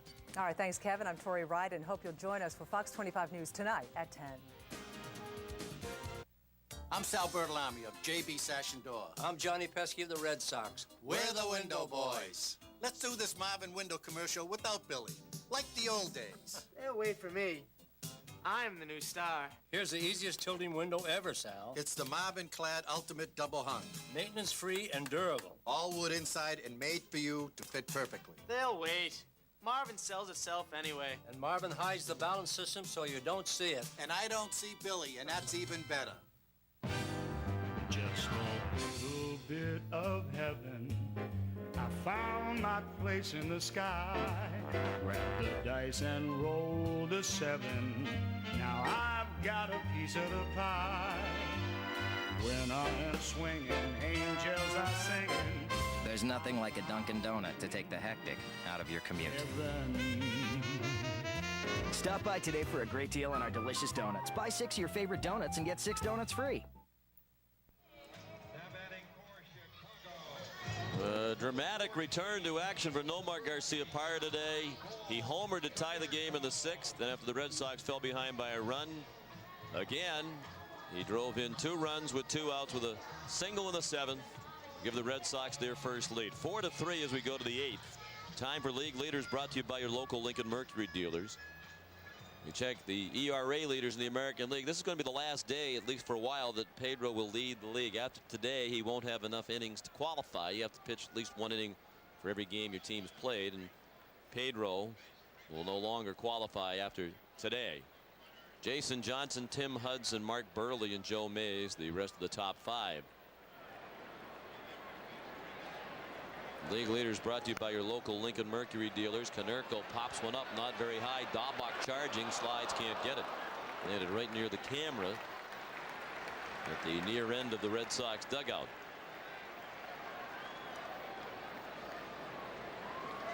Konerko 0 for 3. And his 8-game hitting streak snapped yesterday. He's trying to avoid putting together back-to-back hitless games. Konerko, Leifer, and Singleton due up, and you know Leifer would like to atone for that huge error he just made in the bottom of the 7th. Rod Beck delivers a breaking ball for strike 2. Beck came in last inning, walked the first batter he faced, then gave up the single to Ordonez that drove in Durham with the go-ahead run at the time. That run was charged to Pulsifer, but now he's off the hook for a loss. as the Red Sox have taken the lead. Beck in position for a win.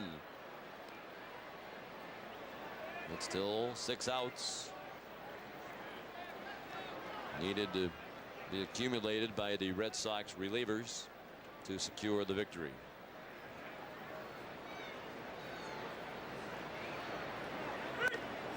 Check swinging a ball up and in. 2-2 on Konerko. Yankees in Toronto in the 8th inning, 9-3 New York. The only other game underway in the American League, Detroit leads Cleveland 8-3 in the 9th in Detroit. Now the 2-2 from Beck. Konerko hits it hard to center. It's hooking away from Everett. He'll have to play it off the wall at the 379 mark, and Konerko has a leadoff double. Back and forth they go. White Sox trailing for the first time today after the 2 in the Boston 7th, trying to come right back and get at least the equalizer. Shading Konerko to the opposite field of breaking ball. He'll find that gap. Looks like a pinch runner coming out now for Konerko at second base. Tony Graffinino. Ladies and gentlemen, your attention please. For Chicago, now running for Konerko at second base, number 17. Tony Graffinino running for Konerko. Graffinino now running for Konerko. And now batting, number 39. Now let's see how Jerry Manuel plays it with Leifer up there. Leifer. Hillenbrand on the edge of the grass at third. Leifer's 0 for 2 with a walk. He struck out last time up.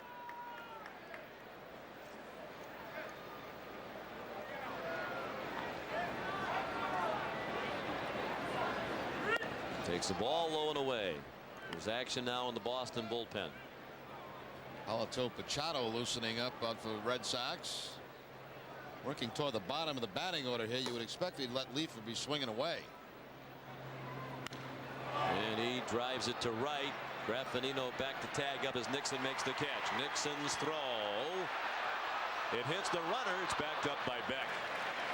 It hit the runner and caromed past Hillenbrand, but Beck where he is supposed to be. Prevent that one from going into the dugout. So Leifer does his job, advancing the runner to third on a fly ball to right. The tying run at third with 1 out. With men on base, you have a job as a pitcher, and that's to back up bases, and it's a good thing Beck did here because this ball caroms right off the runner, but right to Rod Beck, who is in front of that White Sox dugout. Now the infield pulled in. This will be interesting because you got a very good bunter at the plate in Singleton. Number 12. In this situation, if he decides to bunt, it doesn't necessarily have to be a squeeze. It could be a safety squeeze. Red Sox have the infield in.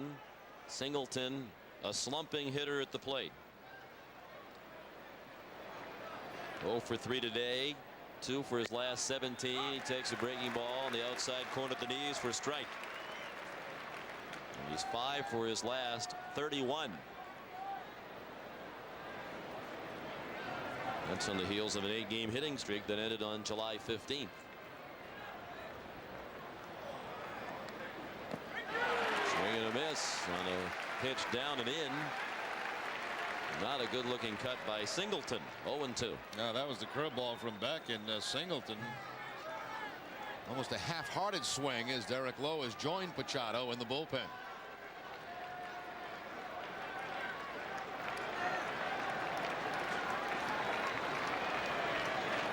The 0-2 from Beck. He struck him out with another awkward looking swing by Singleton. Those last 2 swings by Singleton, it's almost like the first time in his life he's seen a breaking ball. Number 8.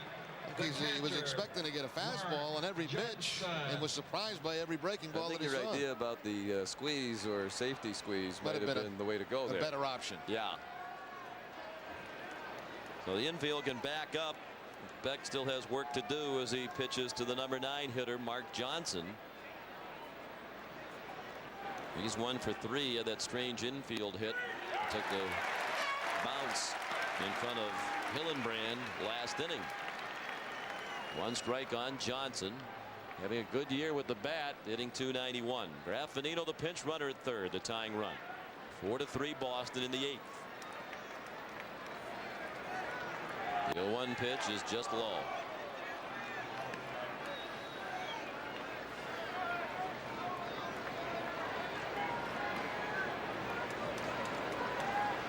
With that infield hit, Johnson's hit in 5 straight games.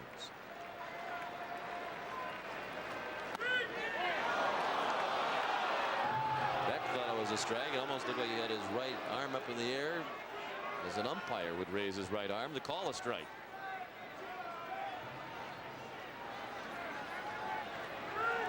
That's about 3 or 4 for Beck in this game. You hate to say it, Jerry, but every time it seems like with 2 outs, the umpires missed a strike call. It's hurt. Yep. It's hurt the Red Sox today. They missed one on Valentini. It's a homer. They missed one on Lee. He reached. 3-1 pitch. There's a strike on a breaking ball, so it's a full count. A number of big pitches in recent innings in this game, and here comes another one from Beck to Johnson.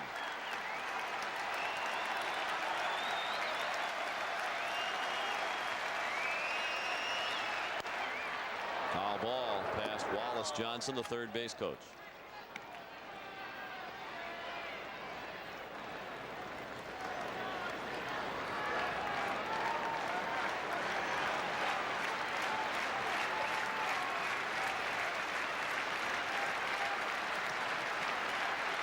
Another 3-2 pitch and another foul ball.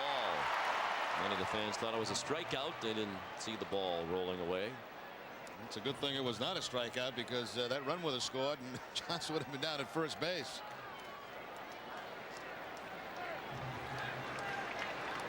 Johnson, yet another first-round pick on this White Sox team. He was the 26th player taken in the '94 draft. 3-2 pitch, fouled off his foot.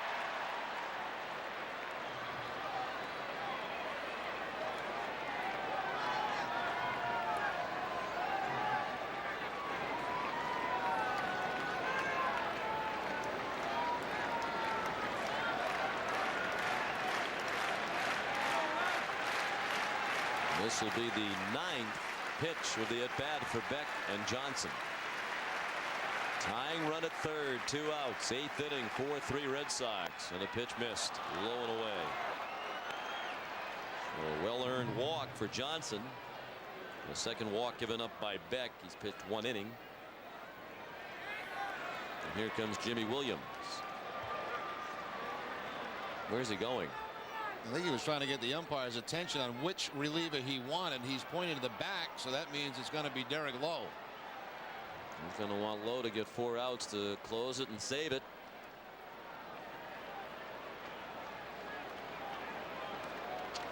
Lowe's been shaky of late, and he comes into a pressure-packed situation here, trying to save it for Rod Beck.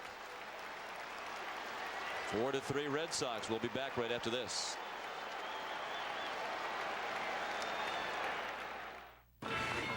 So I'm coming home one weekend and I'm running on fumes, so I pull over to fill up. But of course I can't find my wallet, right? So there I am, like 80 miles from home and about 100 from school, and I'm looking under the seat and in the glove compartment for some change, and I pull out like a handful, but it was enough to get me home.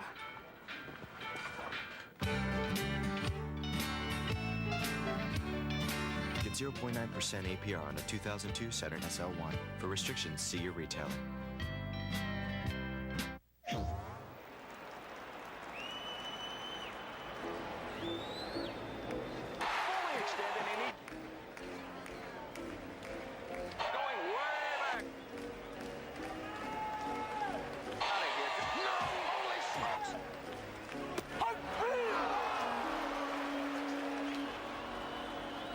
Welcome to the show. MLB 2002. Rated E for everyone. PlayStation. More overall interior room than Jeep Grand Cherokee. More standard towing capacity than Ford Explorer. More horsepower in a midsize SUV than anything else in the world. We gave the all-new Chevy Trailblazer a lot more. Except here. Lease the 2002 Trailblazer 4-wheel drive LS for as low as $369 a month. Residency restrictions apply. Call for lease details. After driving one, everything else just seems kinda weak. Trailblazer at your Chevy dealer. 4-3 Red Sox in the 8th inning. Tonight, following Fox 25 News at 10, it's Sports Sunday. With Tom Zenner, Butch Stearns, and Levin Reed, they'll have a Sunday best on the never say die spirit of Brett Saberhagen. Levin will go one-on-one with the Patriots running back J.R. Redmond, and the Boston Herald's Red Sox beat writer Jeff Horrigan is in studio. He'll also have reaction from Nomar Garcia-Parra on his return to action today. So join the Sports Sunday crew tonight at 10:30 after Fox 25 News at 10. Here's Derek Lowe into a tight situation. Durham, who is facing Lowe, is 2 for 6 in his career against Derek. Tying run at third, go ahead run at first. Durham takes a strike at the knees. Durham has reached on an error. He singled and scored in the third, grounded to second in the fifth, reached on a fielder's choice, stole second, and scored again last inning. Everett very deep in center. Lowe throws a close one. That's a ball. Now, welcome to the ball game, Derek. You're getting the same treatment as everybody else got in this one. Lowe's had a very tough time lately. Had a real up and down season. There's a strike on the inside corner. Derek's allowed 11 earned runs in his last 14 in the third inning. So that's a 6.91 ERA over his last 15 games. In the dirt, Hatterberg had trouble finding it. That'll allow the runner from first, Johnson, to take second. It didn't get far enough away from Hatterberg for Graffinino to try to come down the third base line and score the tying run. But now a base hit would likely give Chicago the lead with the runner Johnson at second.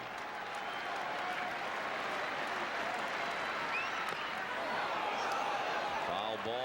Did it actually hit Durham? Yes, it hit Durham and then hit Hatterberg. So Durham is hit by the pitch and he'll take first base. Lowe trying to run the fastball inside on Durham. Looks like it gets him on the wrist of the hand, just like Daubach. Or was it on the end of the bat? Jose Valentin. I think it hit Durham. It does look like it's right off the knob of the bat from that angle. The Red Sox didn't protest. Knob, then maybe the fingers or something. Yeah. So now the bases are loaded. Here's Jose Valentin. Fastball up and away. Valentin has walked, grounded out. He homered in the fifth off David Cohn and popped out in the seventh against Bill Pulsifer. Low 1-0. Nubbed foul off the end of the bat. 1-1.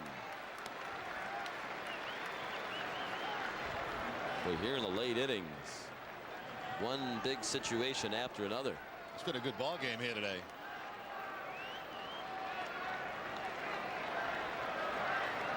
1-1 pitch. Swing and a miss. There's the good Derek Lowe sinker.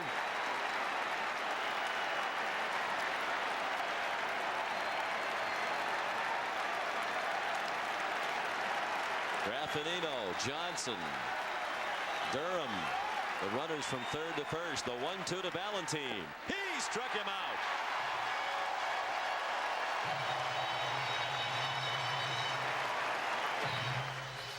Derek Lowe gets the Red Sox out of the jam, and the Red Sox lead 4-3 heading to the ninth.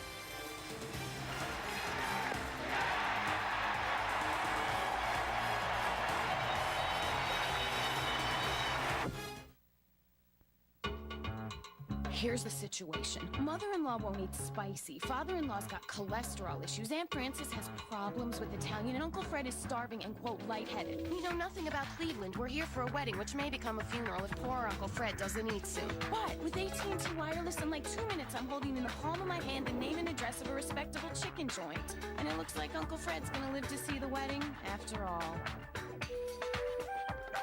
AT&T Wireless. Your world close at hand.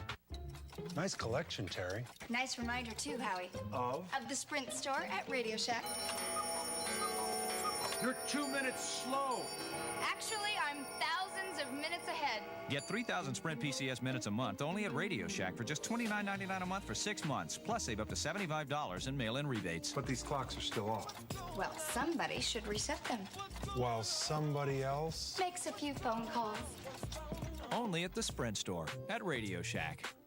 Pedro, listen up. First off, I want you to double up your windup. I want you to do a back kick and a front kick and a pitch. Secondly, I want you to try something a little robotic. They'll be so busy looking at you doing the robot, they won't be ready for the pitch. Are you listening? When you're shaking it off sometimes, don't continue, just pitch right from there. Pedro Martinez doesn't need help with his pitching, but he does need help improving kids' lives. So every time you buy a McFlurry at McDonald's, 25 cents will be donated to the Ronald McDonald House Charities of Eastern New England. Up, in, and around like that. Nobody's doing that today. We do it in Dorchester. All right. 4-3 Red Sox heading to the bottom of the 8th inning. Derek Lowe came into a tight spot, the tying run at third. And 2 outs, and he got Valentin. Looks like the changeup from Derek Lowe had Valentin well out on that front foot. A couple of changeups in that at bat to Valentin to get the big strikeout.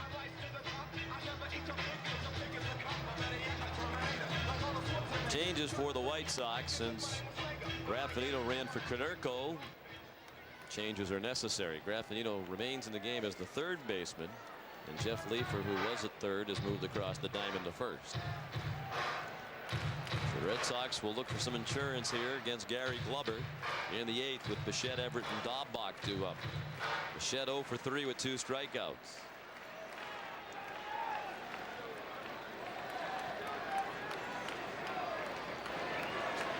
Glover's pitched an inning and allowed 1 hit. Bichette goes after the first one and chops it to short. Valentin throws him out.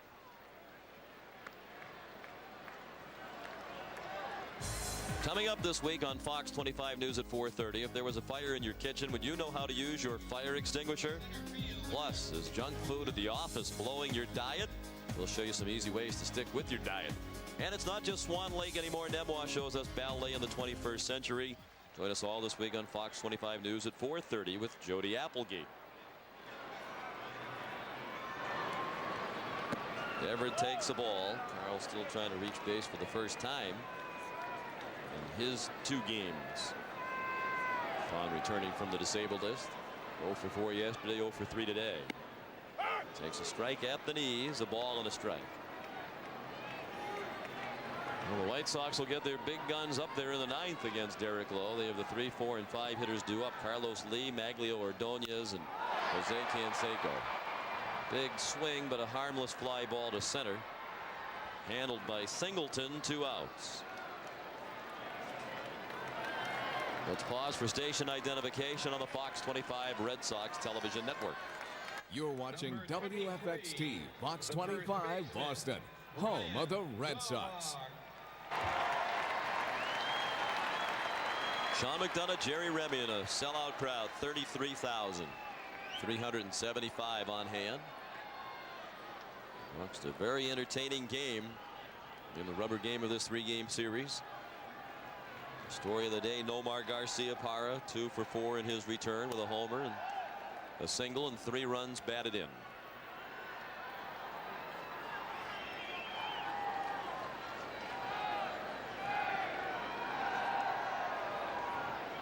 The 1-0 to Daubach. Strike on the outside part of the plate. Bryan's 0 for 2. He was hit by a pitch to lead off last inning and scored the first of the 2 runs that gave the Red Sox the lead. Both runs charged to Alan Embry. He's the pitcher of record for Chicago. 1 and 2 now on Daubach.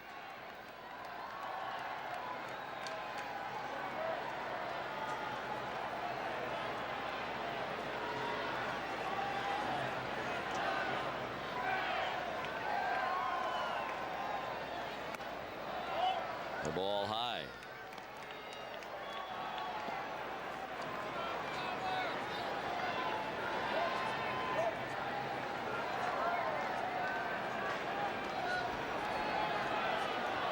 Now the 2-2 pitch. Bounce down the line. It's a fair ball. Graffinito on the move. Nice play. And Glover has a 1-2-3 inning. We go to the 9th. The Red Sox leading 4-3.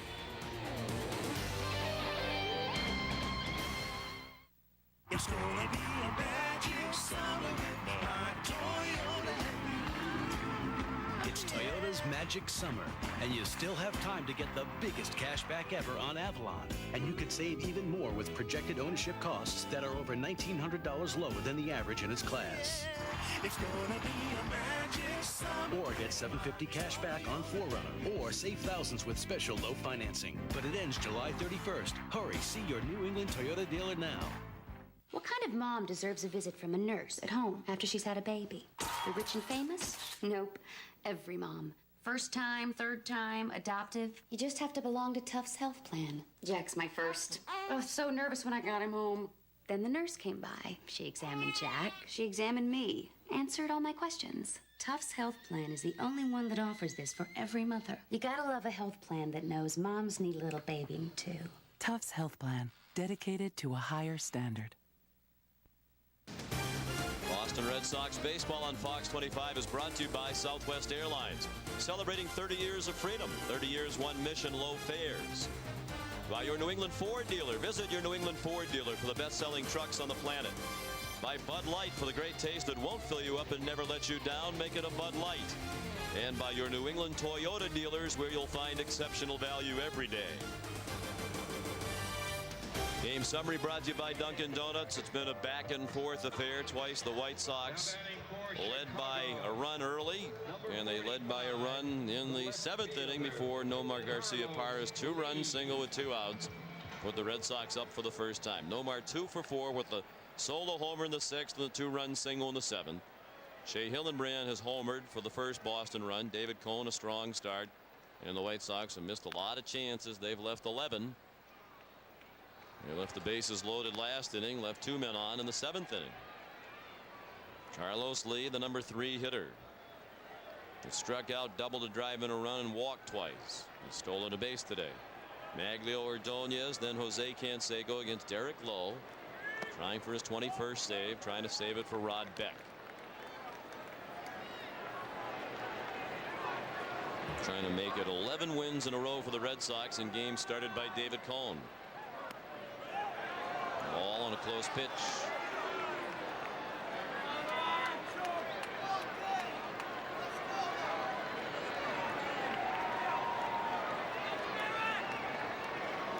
The 2-1. Right down the middle, a strike.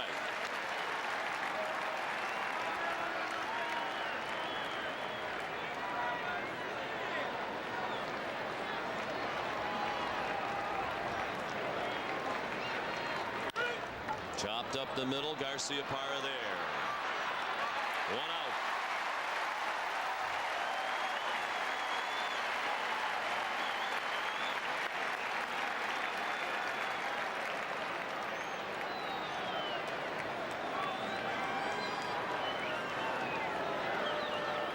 Number 30, the right fielder, Maglio Ordonez. There's Maglio Ordonez. He singled to knock in a run in the 7th. Time it gave Chicago a 3-2 lead. He's also walked today, takes the ball low.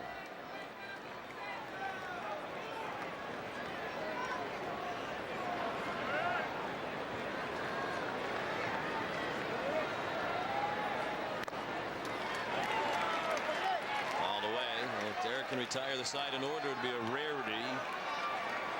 He's only had 5 1, 2, 3, 9th innings in save situations this year.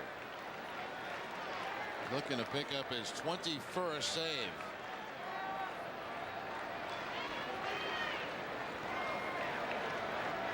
Swing and a miss by Ordonez. He's 3 for 11 in his career against Lowe. Good sinker there by Derek Lowe. Bottom fell out of that pitch. He seems to have a good sinker today. There's some who thought because of the problems that he's had with hanging curveballs, he's become too reliant on fastballs. 1-2 pitch. He struck him out.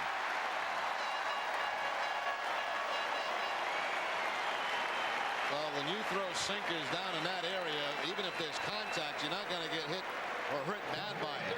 It's probably going to be a topspin ground ball. You could throw 100 of those in a row and they could know it's coming and they're still not going to hurt you with that. No, and if they do make contact, it's not going very far.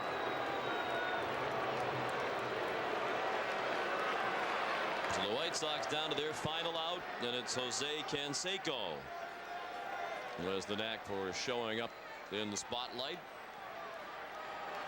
when the game is on the line. They have a shift on in the infield, and Canseco takes the ball up and in.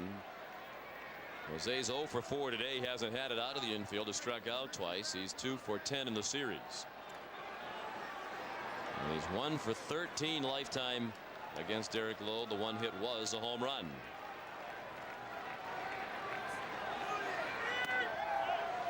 Just gone final in Toronto. The Yankees have defeated the Blue Jays 9-3. So New York has won 8 in a row, and the Red Sox will need to win this one to remain 3.5 games out in the American League East.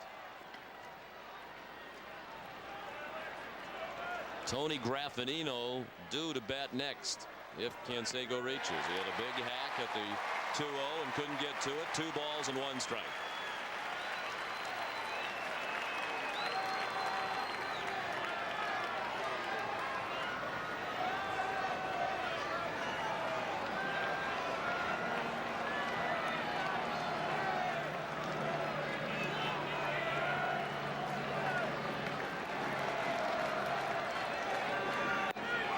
Strike at the knees. Canseco thought it was low, and he might be right.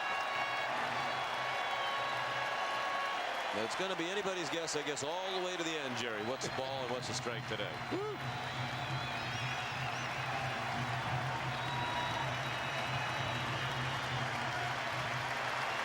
Fans on their feet. The 2-2 pitch. He struck him out.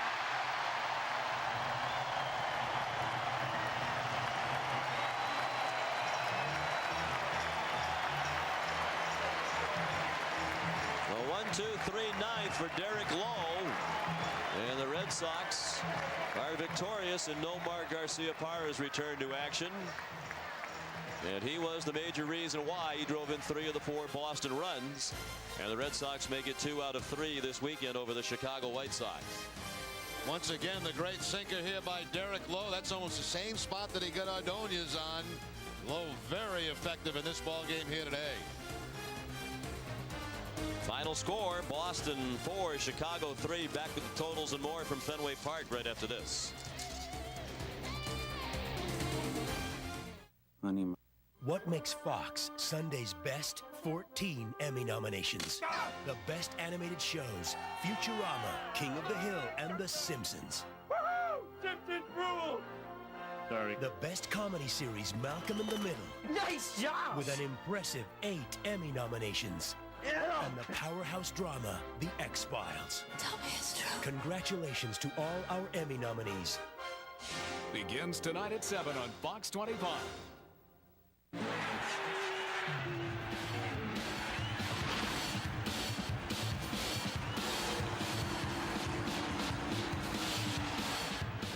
Up to $2,000 on a Dodge Ram or Dodge Dakota? Nice. Up to $5,200 in finance savings on a Ram? Oh, yeah. Save big at the Team Dodge sales event. Here are the totals for today's game. For Boston, 4 runs, 5 hits, 1 error, and 6 men left on base. For Chicago, 3 runs, 6 hits, 1 error, and 11 men stranded. The winning pitcher, Rod Beck, his record now 5-3. Derek Lowe saved it, his 21st. And the loser, Alan Embry, was victimized by the big error in the game by Jeff Leefer. He's 0-1. Time of the ball game, 3 hours and 2 minutes before a sellout crowd of 33,375. They watched Nomar Garciaparra return to action, and in his season debut, go 2 for 4 with a homer and a 2-run single. And Nomar joins us on the field now. Nomar, thanks for coming back out.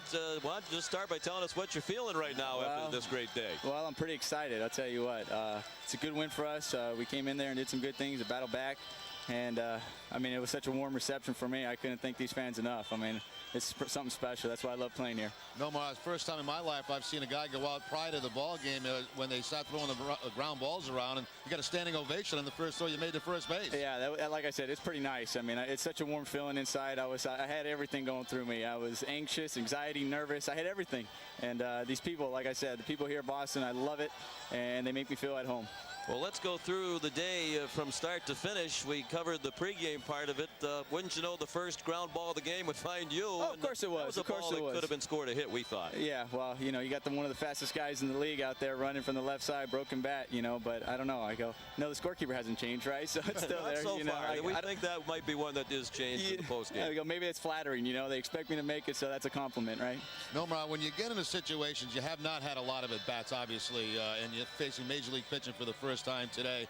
It certainly had to help when you got 2-0, and you pretty much expect to get a fastball there with the bases loaded. Well, yeah, I was hoping for one, definitely. But, you know, I figured they're going to challenge me early, especially, you know, with the wrist and everything. And, you know, I have to go out there and show that I'm able to hit, you know, early on. I can't just assume I can't assume that, all right, he's going to be the guy that was there last year or whatever. I don't even assume that myself. So, you know what? I'm working hard every day to try to get back to what I need to be. Let's take a look. I don't know if you can see a monitor, Nomar, but the fans at home will be able to see. Let's talk about your home run first in the 6th inning, your first hit of the season, as it turns out. Well, it's nice to get one. You know, I was just trying to get a hit. You know, I wanted to make contact, and I felt like the first 2 at bats, I was swinging to make contact. And this time I was like, you know, let's try to swing and get a hit. I think most ball players can tell you that there are times where you're up there, you're just swinging just to try to make contact, and that's really not where you want to be. And I said, you know what, let's attack it. And I got lucky. Nomar, defensively, watching you throw between innings during the game, it looks like no problem at all with that nice little flip throw you have. Yeah, it's been feeling pretty good. I think that's, you know, my biggest concern is trying to stay loose out there. I mean, these warm days really help out a lot, especially early on coming back. You know, throwing is probably going to give me more difficulty that I think, you know, when you're sitting in between innings and stuff and loosening it up. But, you know, after a couple throws, it's ready, and that's been making me feel pretty good that I can go out there and do that. Nomar, congratulations on a great day, and thanks again for joining us. Thanks a lot. I appreciate it.